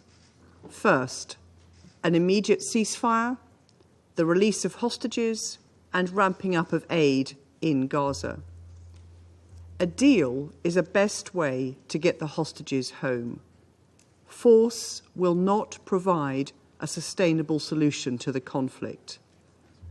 The ceasefire and hostage deal, driven by the commendable efforts of the US, Qatar and Egypt, has to be finalised as a matter of urgency. We call upon Hamas and Israel to agree the deal and, in the meantime, for Hamas to grant the ICRC humanitarian access to the hostages whose ordeal continues. Our message to Hamas: let them go. With winter fast approaching, we call on Israel to take swift action to allow the UN and humanitarian actors to do their job. By making deconfliction work, reopening land routes for aid, and supporting preparations for winter by allowing a rapid increase in the volume of items for shelter and infrastructure repair. Second, we must address the deteriorating situation in the West Bank. Expansion of settlements, in clear violation of international law, undermines prospects for peace and must cease immediately. We have witnessed with grave concern how an increasing number of Israeli settlers have systematically used harassment, intimidation and violence to pressure Palestinian communities to leave their land. We call on Israel to hold those responsible to account. We reiterate our clear position that any attempt to alter the geographic or demographic makeup of the occupied Palestinian territories through the use of force and outside a negotiated solution is wholly unacceptable and illegal. We also call for an end to the divisive and inflammatory rhetoric we have seen from some Israeli ministers, which serves to fuel aggression towards Palestinians and humanitarian workers. Finally, we need to galvanise a political process towards a two-state solution. As the ICJ has advised, Israel should bring an end to its presence in the occupied territories as rapidly as possible. The UK is clear. This must be done through a negotiated solution with reunification of Gaza and the West Bank, including East Jerusalem, in line with 1967 borders and under the effective control of the Palestinian Authority. Peace must be premised upon a safe and secure Israel alongside a safe and secure Palestinian state. I thank you. I thank the representative of United Kingdom for their statement. I now give the floor to the representative of Switzerland. Madame la Présidente, je vous remercie, Excellence, pour votre présence aujourd'hui et pour l'organisation de ce débat trimestriel. Je remercie aussi le coordinateur spécial pour sa présentation du rapport du secrétaire général portant sur la mise en œuvre de la résolution 2334 et je remercie Helen Clark de son exposé. La Suisse soutient la Cour internationale de justice ainsi que son avis consultatif du 19 juillet. L'illégalité de l'occupation israélienne du territoire palestinien qui court depuis 1967 ne fait maintenant aucun doute. Elle doit cesser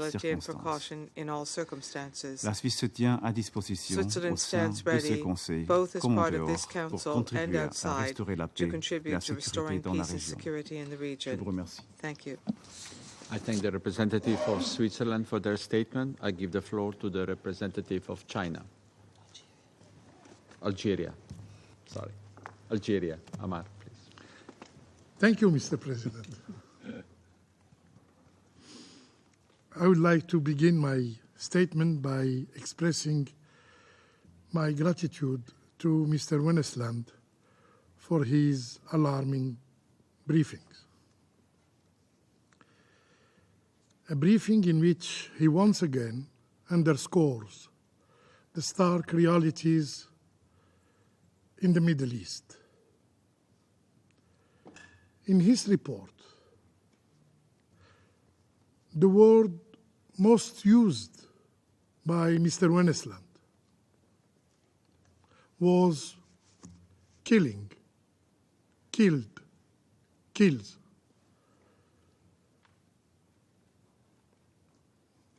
I wish also to extend my thanks to Mrs. Helen Clark for her remarks and especially for her recommendation.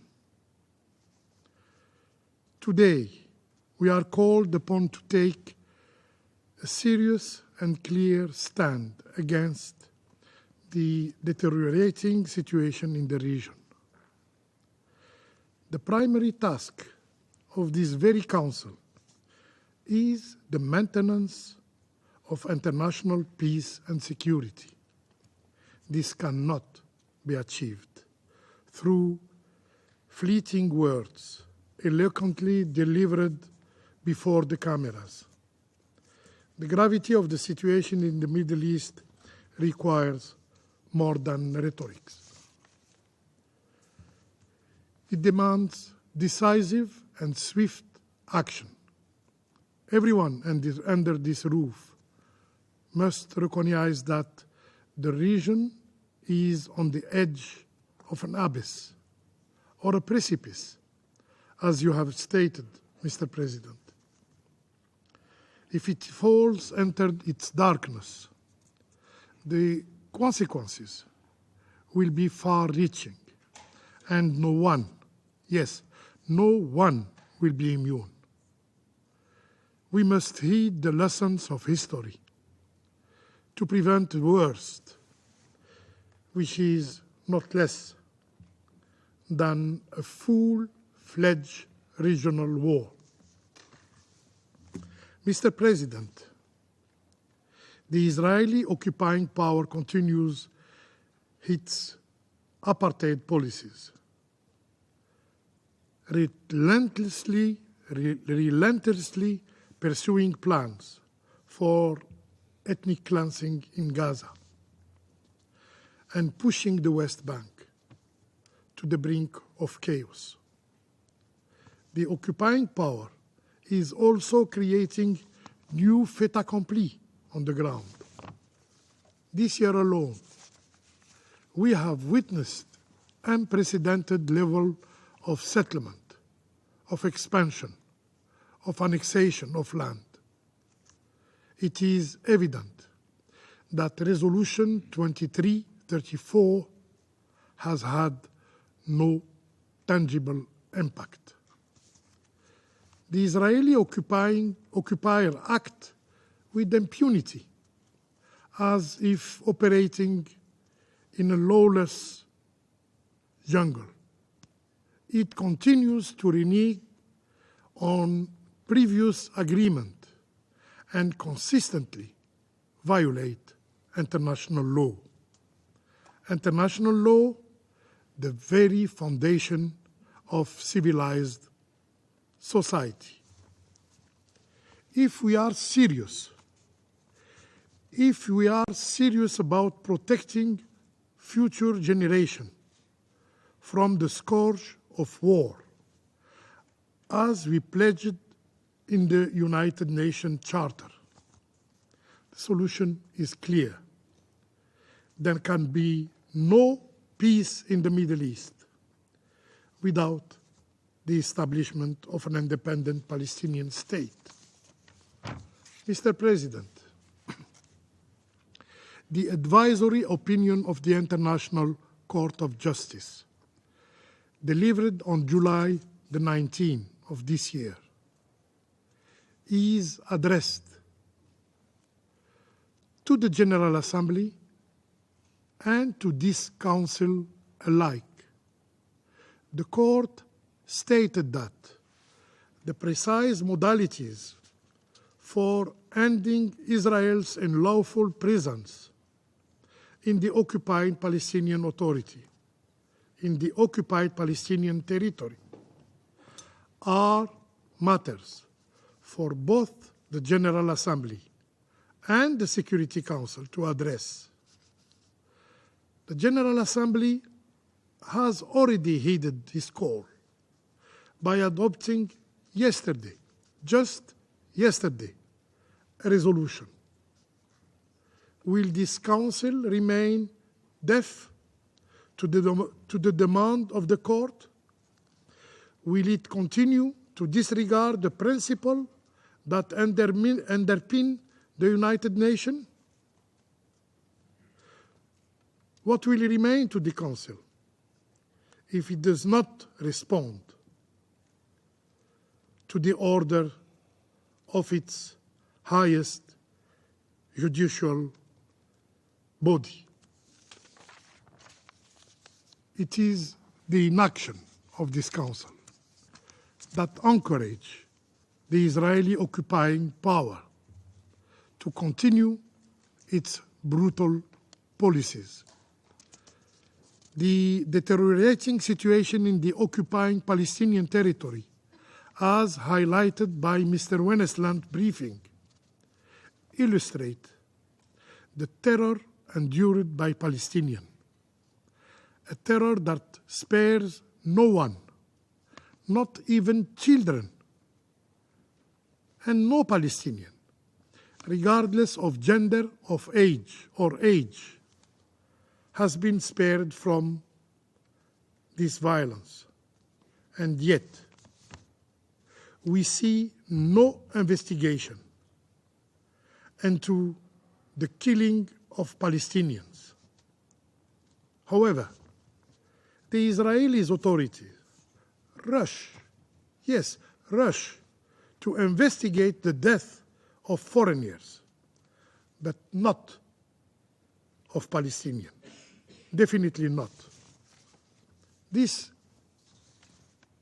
double standards in the death reveals a profound disregard of Palestinian lives, a contempt rooted in the hateful racism that the world has long condemned.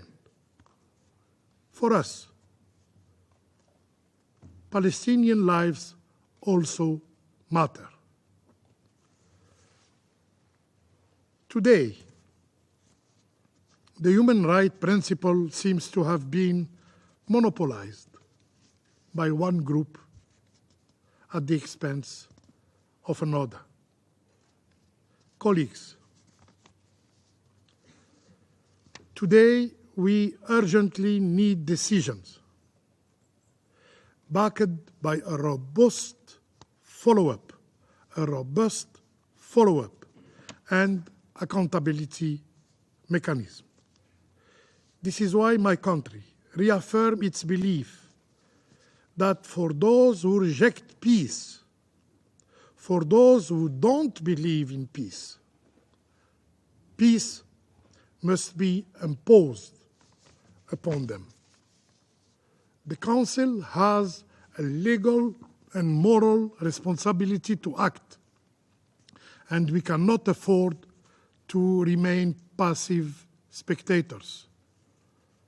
This Council possesses the tools and the authority needed to respond, but only if there is the political will to rise up to the challenge. If we fail in this duty,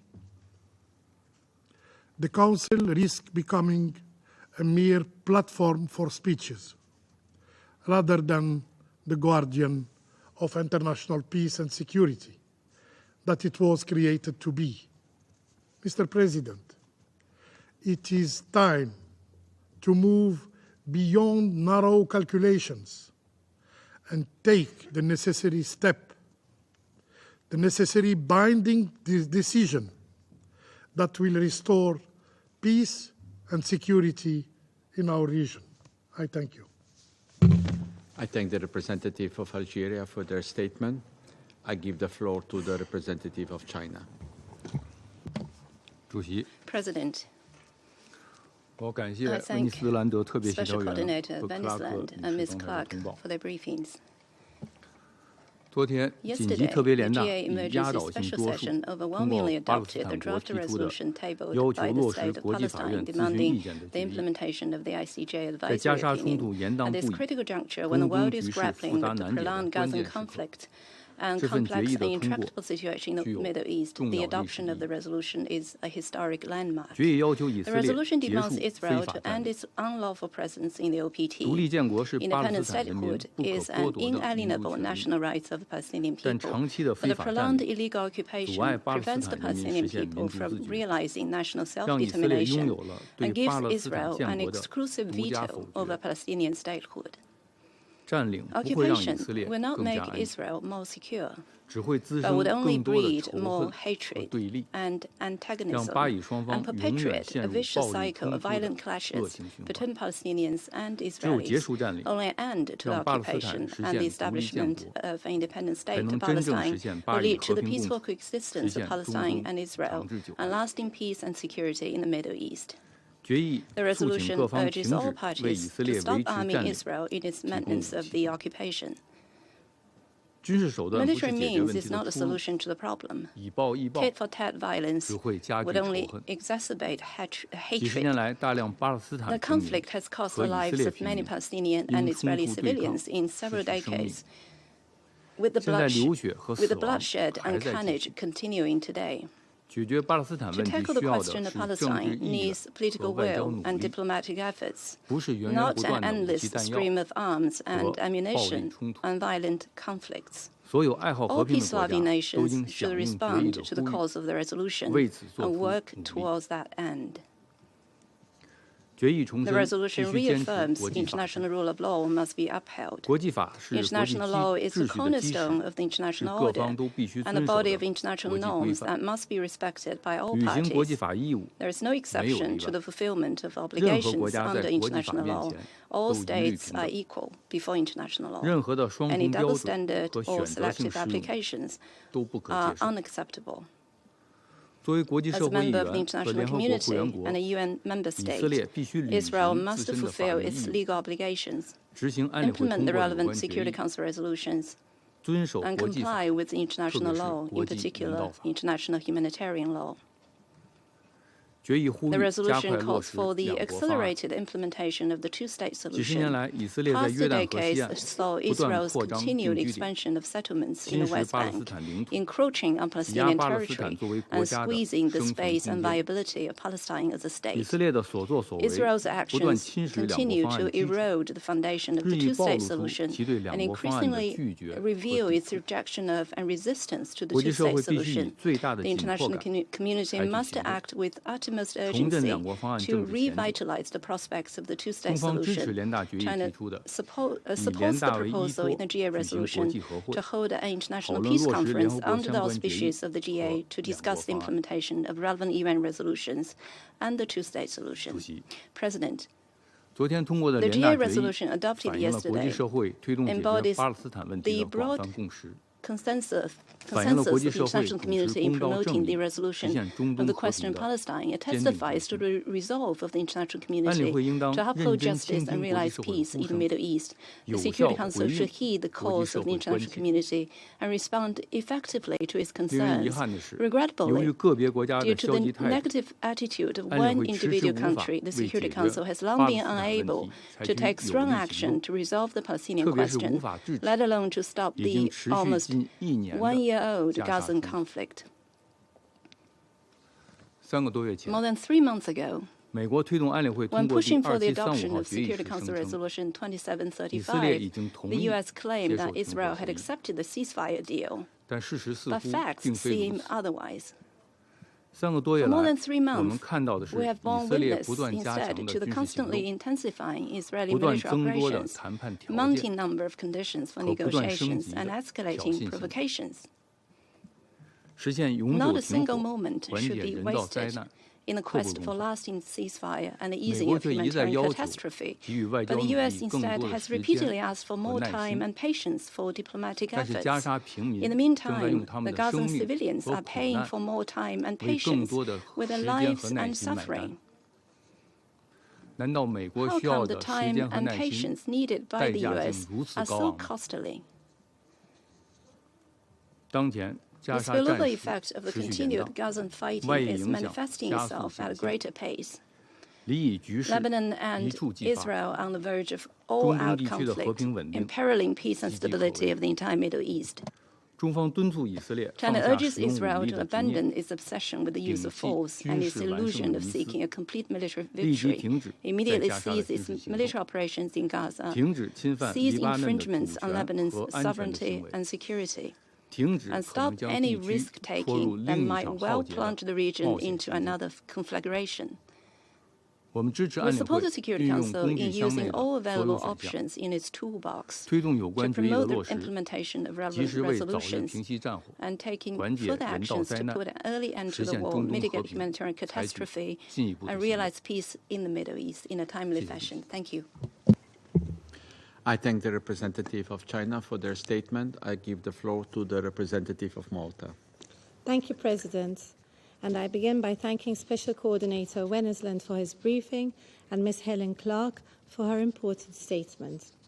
President, today we are discussing the implementation of Resolution 2334, which unequivocally states that Israeli settlements and Palestinian territory constitute a flagrant violation of international law and are a major obstacle to the two-state solution.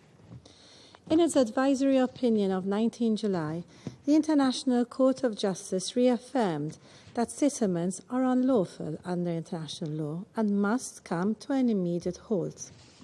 The court further emphasized Israel's obligation to end this occupation, halt all settlement activity, and evacuate existing settlers. Yesterday, the General Assembly overwhelmingly voted in favor of modalities which would ensure that this advisory opinion is fully respected and implemented. Malta voted in favor of this historic resolution and calls on Israel to end its unlawful presence in the occupied Palestinian territory as rapidly as possible. Meanwhile, the conditions in Gaza remain unbearable, and the security and humanitarian situation in the occupied West Bank continues to degrade rapidly and steadily. Since 7 October, nearly 700 Palestinians have been killed in the West Bank, including East Jerusalem. Israeli incursions in Palestinian cities now regularly comprise of military operations, which include airstrikes, destruction of infrastructure, and the unlawful use of force. The latest operation targeting militants in refugee camps left 36 Palestinians dead, including 8 children. Malta once again condemns any acts targeting and endangering civilian life. Palestinians are forced to contend with mass arbitrary detainment and reports of other types of mistreatment and disturbing reports of sexual violence. Incessant attacks and intimidation from Israeli settlers has resulted in several deaths and injuries, damage of property, and forced displacement. Amid traumatizing violent raids, insecurity, and traumatic conditions, mothers and their children have extremely limited access to maternal and reproductive health care and face unthinkable mental challenges. We strongly emphasize the importance of ensuring that aid distribution considers the specific needs of women and girls. At the same time, while such mitigation efforts are important, they do not address the root cause of the insecurity. We stress that as the occupying power, Israel must abide by its obligations under international law and protect the Palestinian population against all acts or threats of violence. President, the restoration of a political horizon must remain central to our efforts. This must start with an immediate and permanent ceasefire in Gaza, the safe return of hostages to Israel, and adequate humanitarian relief for the Gazan population in line with Council Resolution 2735. This must be accompanied with de-escalatory efforts in the wider region, including along the Blue Line, which can only be achieved through diplomatic progress. Also integral is the provision of fiscal and political support to the Palestinian Authority, enabling it to effectively govern over the West Bank and Gaza, while ensuring its active participation in discussions surrounding Gaza's recovery. In conclusion, President, the international community must unite behind an irreversible realization of the two-state solution in line with relevant Security Council resolutions and internationally agreed parameters, which puts an end to the occupation and ensures that the Palestinian aspirations for statehood and Israel's security are equally fulfilled. This is the only way to bring a lasting end to unprecedented suffering in the region. I thank you. I thank the representative of Malta for their statement. I give the floor to the representative of Russian Federation. Mr. President, we thank the Special Coordinator for Middle East Peace Process, Mr. Tor Wennesland, for the comprehensive briefing about the situation on occupied Palestinian territories, including the Gaza Strip and the West Bank of the Jordan River. We also thank Madam Helen Clark for her briefing. The General Assembly yesterday adopted a genuinely historic resolution reaffirming the advisory opinion of the ICJ, which clearly highlights the unlawful nature of the Israeli occupation of Palestinian lands and the need to put this to an end. We are heartened by the fact that the majority, the overwhelming majority of the Council's membership supported this initiative to achieve a just settlement and a long-term resolution to the Palestinian-Israeli conflict and to uphold the right of the Palestinians to establish their own state within the 1967 borders with East Jerusalem as the capital. This result is a clear testament to the fact that the resolution to this issue is long overdue. At the same time, in discussions at the Council on the situation in the OPT for a number of months, thanks to the efforts of our Western colleagues, these discussions have been rather mundane and routine, and this despite the fact that every day dozens and hundreds of Palestinians are dying. In the nearly 1 year of Israeli operations in Gaza, more than 41,000 Palestinians have died. The majority are women and children. At least 100,000 people have been wounded. Tens of thousands are missing persons. And yet Palestinians are dying not just in Gaza. The West Bank, where objectively less attention at the Council has paid attention to, is enduring an equally tragic crisis. More than 600 Palestinians have been killed, more than 5,000 wounded. During the recent Sahal summer camps operation alone, 39 Palestinians, including 8 children, were killed using drones, artillery, and missiles. They wrought havoc targeting civilian infrastructure. Roads have been destroyed, water and electricity lines destroyed, and administrative buildings have also been destroyed.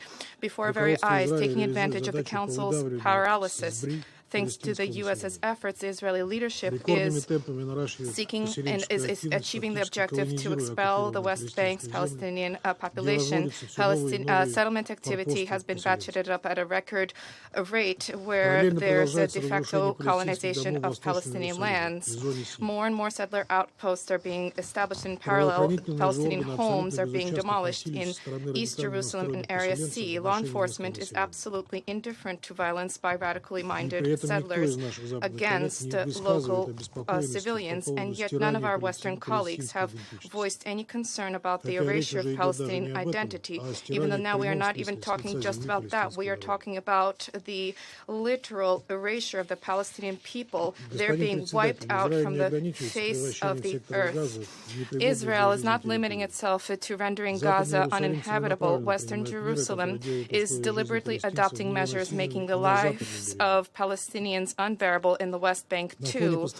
As Israel continues to withhold Ramallah's clearance revenues, unemployment in the West Bank has reached 40%. The lack of roads and proliferation of Israeli checkpoints means that the staff of agencies located in neighboring cities cannot get to work. The settlers are carrying out raids targeting agricultural sites as a result of Israeli attacks. 69 schools and 5 universities have been damaged, depriving children and young people of access to education.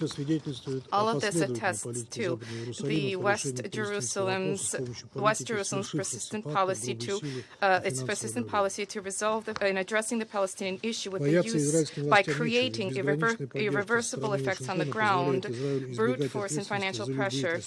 Israeli authorities fear nothing, for the boundless support from Washington allows Israel to elude responsibility for any crimes. The rapidly deteriorating situation in the West Bank requires a reaction from the Security Council in the same extent, just as the appalling situation in Gaza does.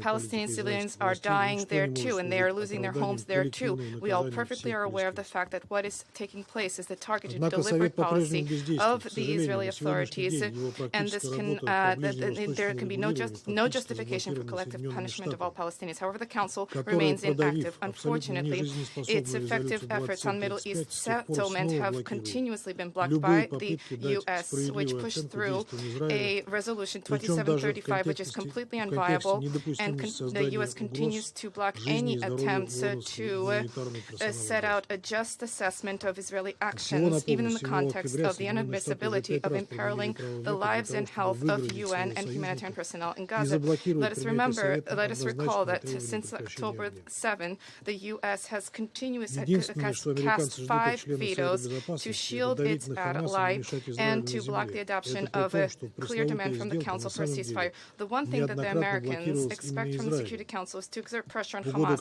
not to get in the way of Israel on the ground, and this despite the fact that the vaunted deal actually has repeatedly been blocked by none other than Israel, for whose benefit the U.S. essentially has been violating Resolution 2735, which did set out parameters for this agreement, even though this was diluted. Colleagues, against the backdrop of the growing demand from the entire international community for a modicum of concrete measures to alleviate and improve the situation in OPT, the members of the Council simply must summon political will and courage and adopt a decision for a ceasefire in Gaza and measures to enforce compliance therewith.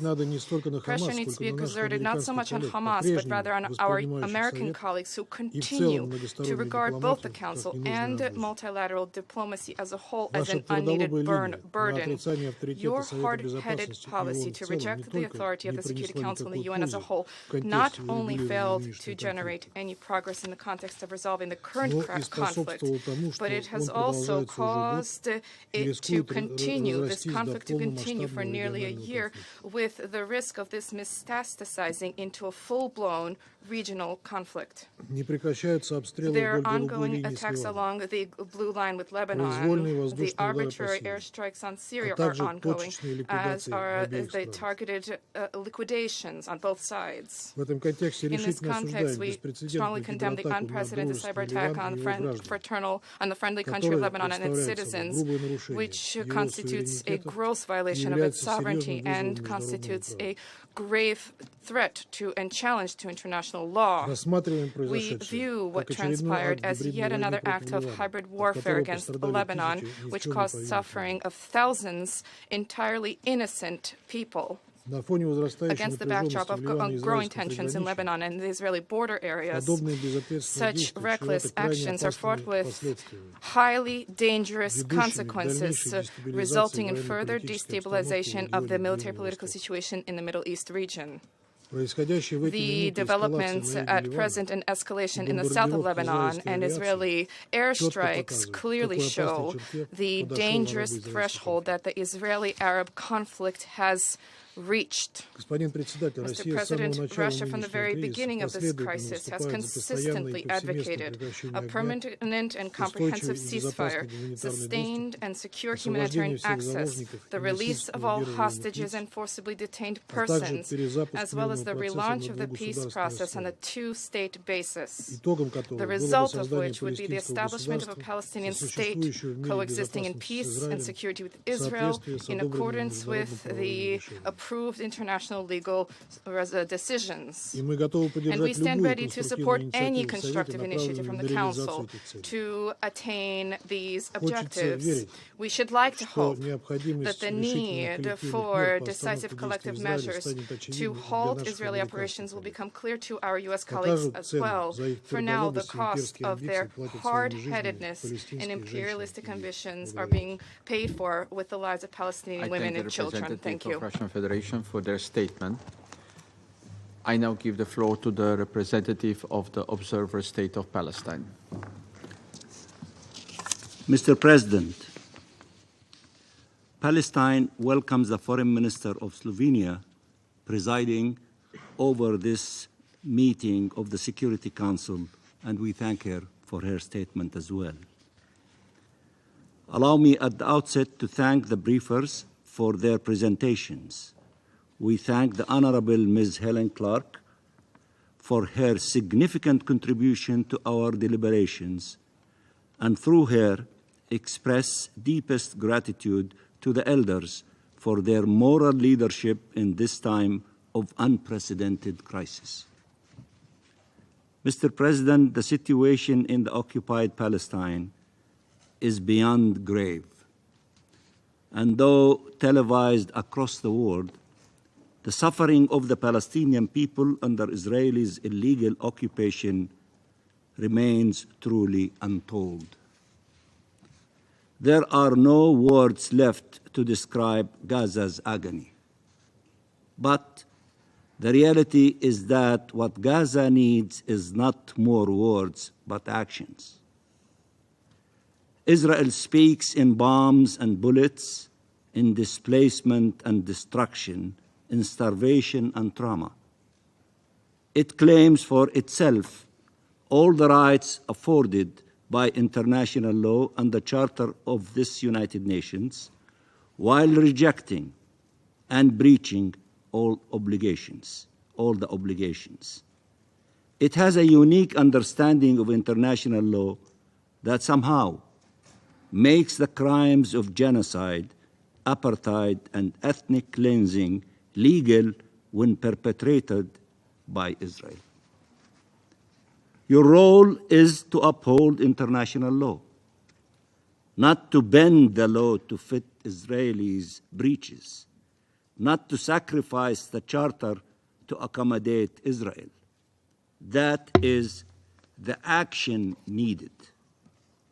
To uphold international law, to implement UN resolutions, including 2334, which we are debating and discussing and reporting on its implementation. Not merely more words to decry this abhorrent situation. Mr. President, the ICJ, the highest judicial organ, made clear, unequivocal determinations.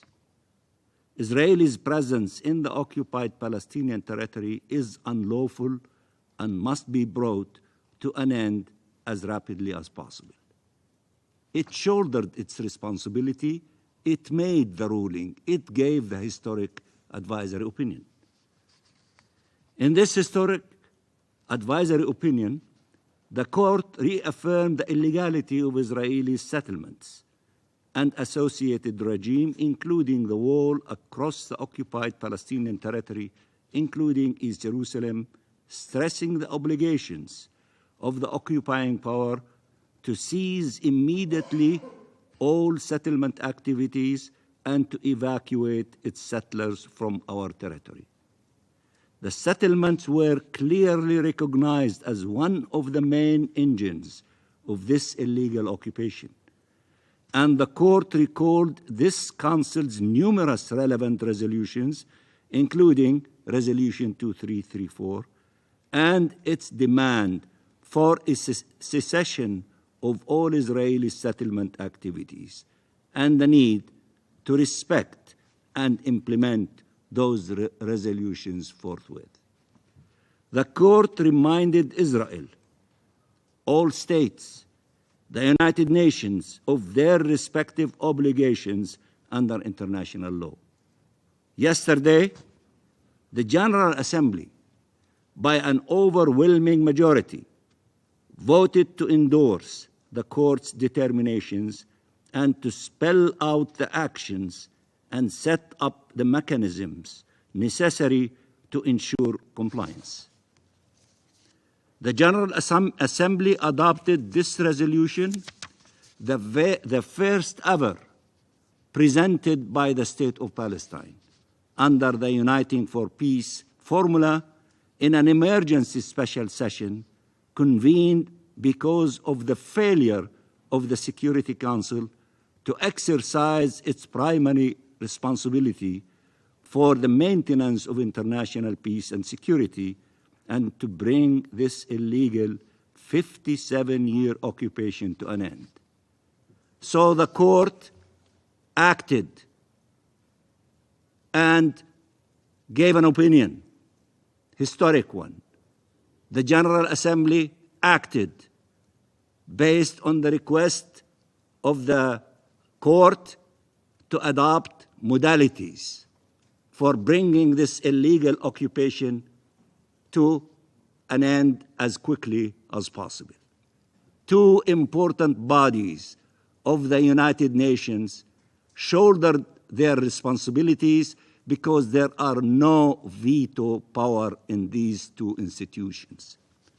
Will the Security Council follow them and act in accordance with the mandate given to the Security Council and the Charter of the United Nations to maintain international peace and security? That is the big question before you, Mr. President. The historic resolution adopted by the General Assembly yesterday has embodied the collective will to act. The collective will to act. And we have every intention to follow up on every aspect of the resolution and to react to any failure to comply without delay. There will be a report in 3 months by the Secretary General based on the resolution and the advisory opinion. Those who would comply with their obligations and international law, led by Israel, the occupying power, and those who do not comply. And then we will ask the General Assembly to take the necessary step. We will not relent until we see this illegal occupation end as quickly as possible, as the General Assembly stated, within 12 months. Mr. President, what the court determined is wholly and directly relevant to the duties of this council. It stated inter alia that, and I quote, the sustained abuse by Israel of its position as an occupying power through annexation and an assertion of permanent control over the occupied territory and continued frustration of the right of the Palestinian people to self-determination violates fundamental principles of international law and renders Israelis' presence in the occupied Palestinian territory unlawful. Unlawful. End of quotation. If we needed to identify two cardinal rules, two pillars on which the international law-based order was built, two principles whose respect was critical for international peace and security, they would be the right of peoples to self-determination and the prohibition of the acquisition of territory by force. And these are the rules that Israel has been breaching openly, brazenly, for decades without consequences. The ICJ and General Assembly were able to rise to the historic and tragic challenge before us. When will the Security Council, the body entrusted with primary responsibility for the maintenance of international peace and security, step up and live up to its mandate and defend these cardinal principles to ensure the survival of the international law-based order. It has been 8 years since the Council adopted Resolution 2334. Since then, Israel has ignored and violated the resolution, just like every other resolution, persisting in its breaches of the Charter, of the most fundamental rules of international law, and of the determinations of the Council.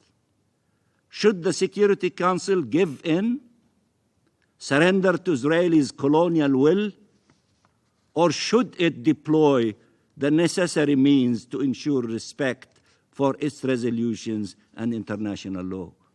I repeat, as I have said so many times before, you have the tools, you have the power, you have the mandate to enforce your resolutions and to enforce international law.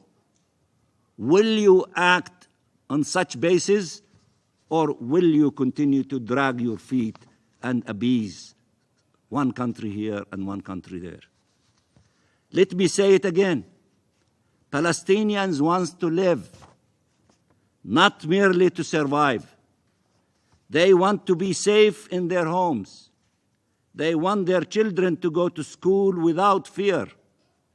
Palestinians want to be free in reality, as they are in spirit, free to live, to come and go, free to determine their own fate, subject only to God and to no other.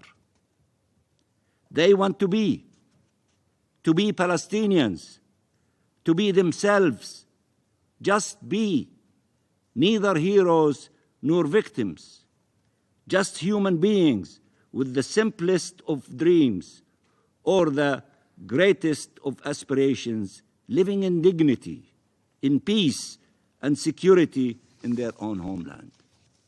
The Palestinian people is an extraordinary people whose true desire is to lead an ordinary life.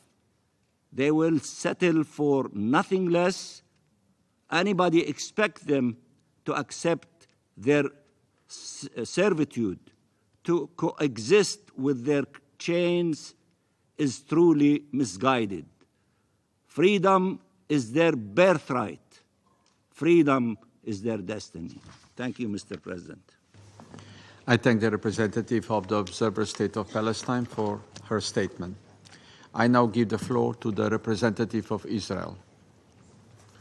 Thank you, Mr. President. The world is experiencing a period of extraordinary instability. Yet, here we are, trapped in endless debates that miss the true heart of the issue. We gather here time and time again, like surgeons debating how to stitch a wound while the patient bleeds out before us. The longer this body remains blind to the reality, the greater the cost of the world will pay. Israel is not just fighting for itself. We are the front line in a battle that threatens the entire region and the world. We are standing firm, facing down the forces of the most oppressive regime in the world, the Islamic Republic of Iran. Council members, there is only one regime that openly, proudly, and consistently calls for the destruction of entire nations, the Islamic regime of Iran. You know, I look at you all. You are accustomed to debating conflicts across the world. And in every conflict, you identify its cause, whether it's a dispute over territory, or dispute over resources, or history between nations. Have you asked yourself, what is the conflict that the Iranian regime has with Israel? Why? There is no territorial dispute, as we separated by over 1,000 miles from Iran and Israel. No shared resources, and no violent history between us. The only reason is their fanatical ideology, festering hatred against the existence of our religion and state. Iran's grand ambition is the creation of a Shiite supremacist empire that stretches across the entire Middle East and beyond. They seek dominance, not diplomacy. They seek to impose their dark vision on the region, reshape the Middle East in their own image, and then extend their influence far beyond our borders. This Council and the world must wake up to the reality of the threat Iran poses. The dark force driving the violence we see today is not a collection of independent groups. It is Iran pulling the strings. The Iran proxies, Hezbollah in the north, Hamas and Palestinian Islamic Jihad in Gaza, the Houthis in Yemen, Shiite militias in Iraq and Syria, and terrorist cells in Judea and Samaria are all Iran's attack dogs, unleashed to spread death and destruction across the region. These proxies are the claws of a beast that is not content with attacking Israel alone, but is curving paths toward the domination of the Middle East. While Iran pulls the strings, the Palestinian Authority stands by, utterly weak and impotent. When they are not turning a blind eye due to their weakness, they are actively collaborating with these very terror networks. As I have reminded this Council many times, it has now been 348 days since the October 7 massacre. And yet, the Palestinian Authority, including Mr. Riyad Mansour, still refuse to condemn Hamas. You know, we met here in this hall on Monday. I listened to your words, not one condemnation. We met in the General Assembly on Tuesday, nothing. Wednesday in the General Assembly, no one mentioned Hamas from the PA. Here we are again today, meeting here. Tomorrow we'll meet again at 3 p.m. Zero, nothing. We want to hear that, to see that there is a distinction between Hamas and the Palestinian Authority. And yet, neither you or President Abbas are capable of saying that. With leaders such as them, is it any wonder that terrorism continues to worsen in Judea and Samaria? The PA's failure to confront these threats head-on has only emboldened those who seek to spread terror in our region. With the Palestinian Authority failing to act and Iran's proxies continuing their relentless campaign, the threat to Israel's security grows more urgent by the day. On our northern border, Hezbollah, armed and funded by Iran, continues to launch rockets, drones, and missiles into Israel, with thousands of missiles poised to target our major civilian centers. In Gaza, Hamas weaponized an entire territory, building the world's most extensive network of terror infrastructure. Now, Iran is attempting to replicate this strategy in Judea and Samaria. Consider what has been uncovered in recent months. Iran is flooding Judea and Samaria with explosives, grenades, anti-tank mines, and advanced weaponry, while recruiting terrorists to execute attacks against Israeli civilians. Iran's goal is to turn Judea and Samaria into another Gaza, a hotbed of terror that threatens to overflow into neighboring countries. The Iranian weapons, which are now flooding Judea and Samaria, are not improvised weapons. They are sophisticated munitions, manufactured by Iran and deployed in Judea and Samaria for the sole purpose of murder. Earlier this year, Israeli forces exposed one of Iran's key operatives. His name is Munir Makada, who had been actively recruiting terrorists in Judea and Samaria. Makada had been orchestrating the smuggling of advanced Iranian weaponry, including anti-tank missiles and explosives, to carry out massive attacks on Israeli civilians. Thanks to the coordinated effort of our security and defense forces, an enormous stockpile of these weapons was seized, preventing another potential wave of terror. Enough weapons were recovered to equip a small army, an army funded and armed by Iran. Iran has transformed our region into its railway of terror. They are taking advantage of their grip, as you all know, over Syria and Lebanon, to deliver its advanced weapons to terrorists in Judea and Samaria. Iran's murderous Orient Express is operating right under the world's nose. As a result, and we heard the reports, as a result of these murderous efforts, our security forces have been forced to engage intensely. And it's true, we are engaging. Otherwise, our civilians would become the victims of Iran's terrorist mercenaries. These preventative measures in Judea and Samaria are not just an option, they are a necessity. While we have stopped many Iranian attempts to smuggle weaponry, we cannot stop them all. Just 2 weeks ago, Tel Aviv narrowly escaped a tragedy. A terrorist armed with a backpack full of explosives intended to enter a synagogue and murder the worshippers inside.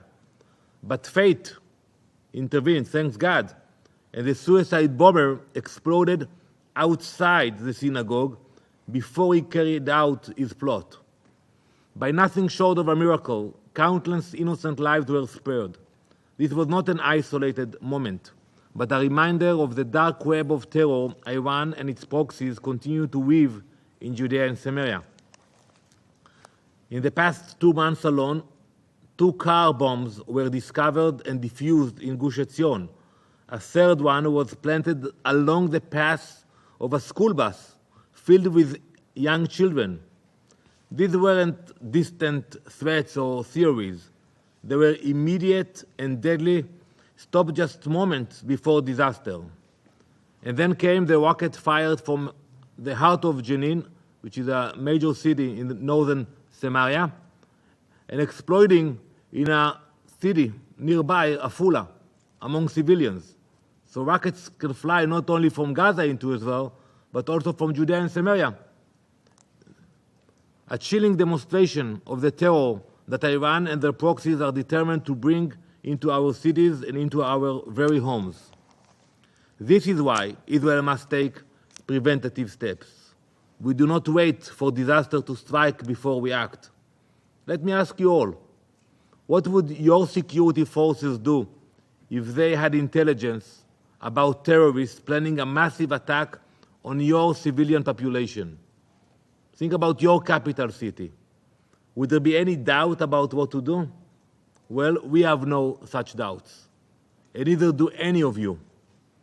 When a terrorist threat to the Taylor Swift concert in Austria was intercepted, the authorities canceled the show immediately, tracked down who was responsible, and arrested them. Afterwards, we were all relieved that a disaster was avoided. But when Israel takes the very same reasonable steps, we gather the intelligence, we neutralize the threat, preventive terror attacks against our civilians. What happened after? We are condemned.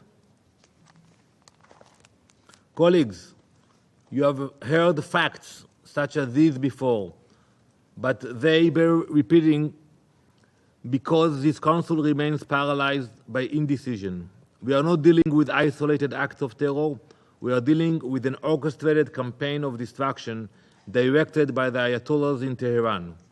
And while this body debates restraint and diplomacy, Iran's terror network grows stronger. The time for half measures, blind eyes, and empty statements is over.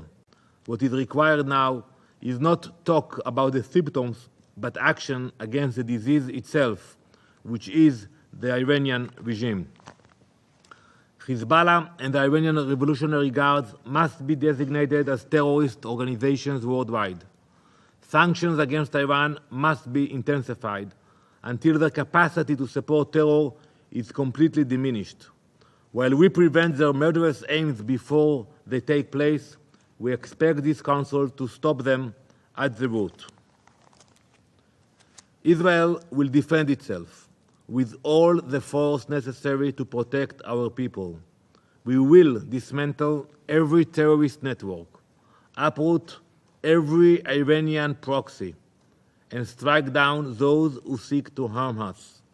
The international community must stand with us, not just for Israel, but for the very future of the Middle East. The stakes could not be higher.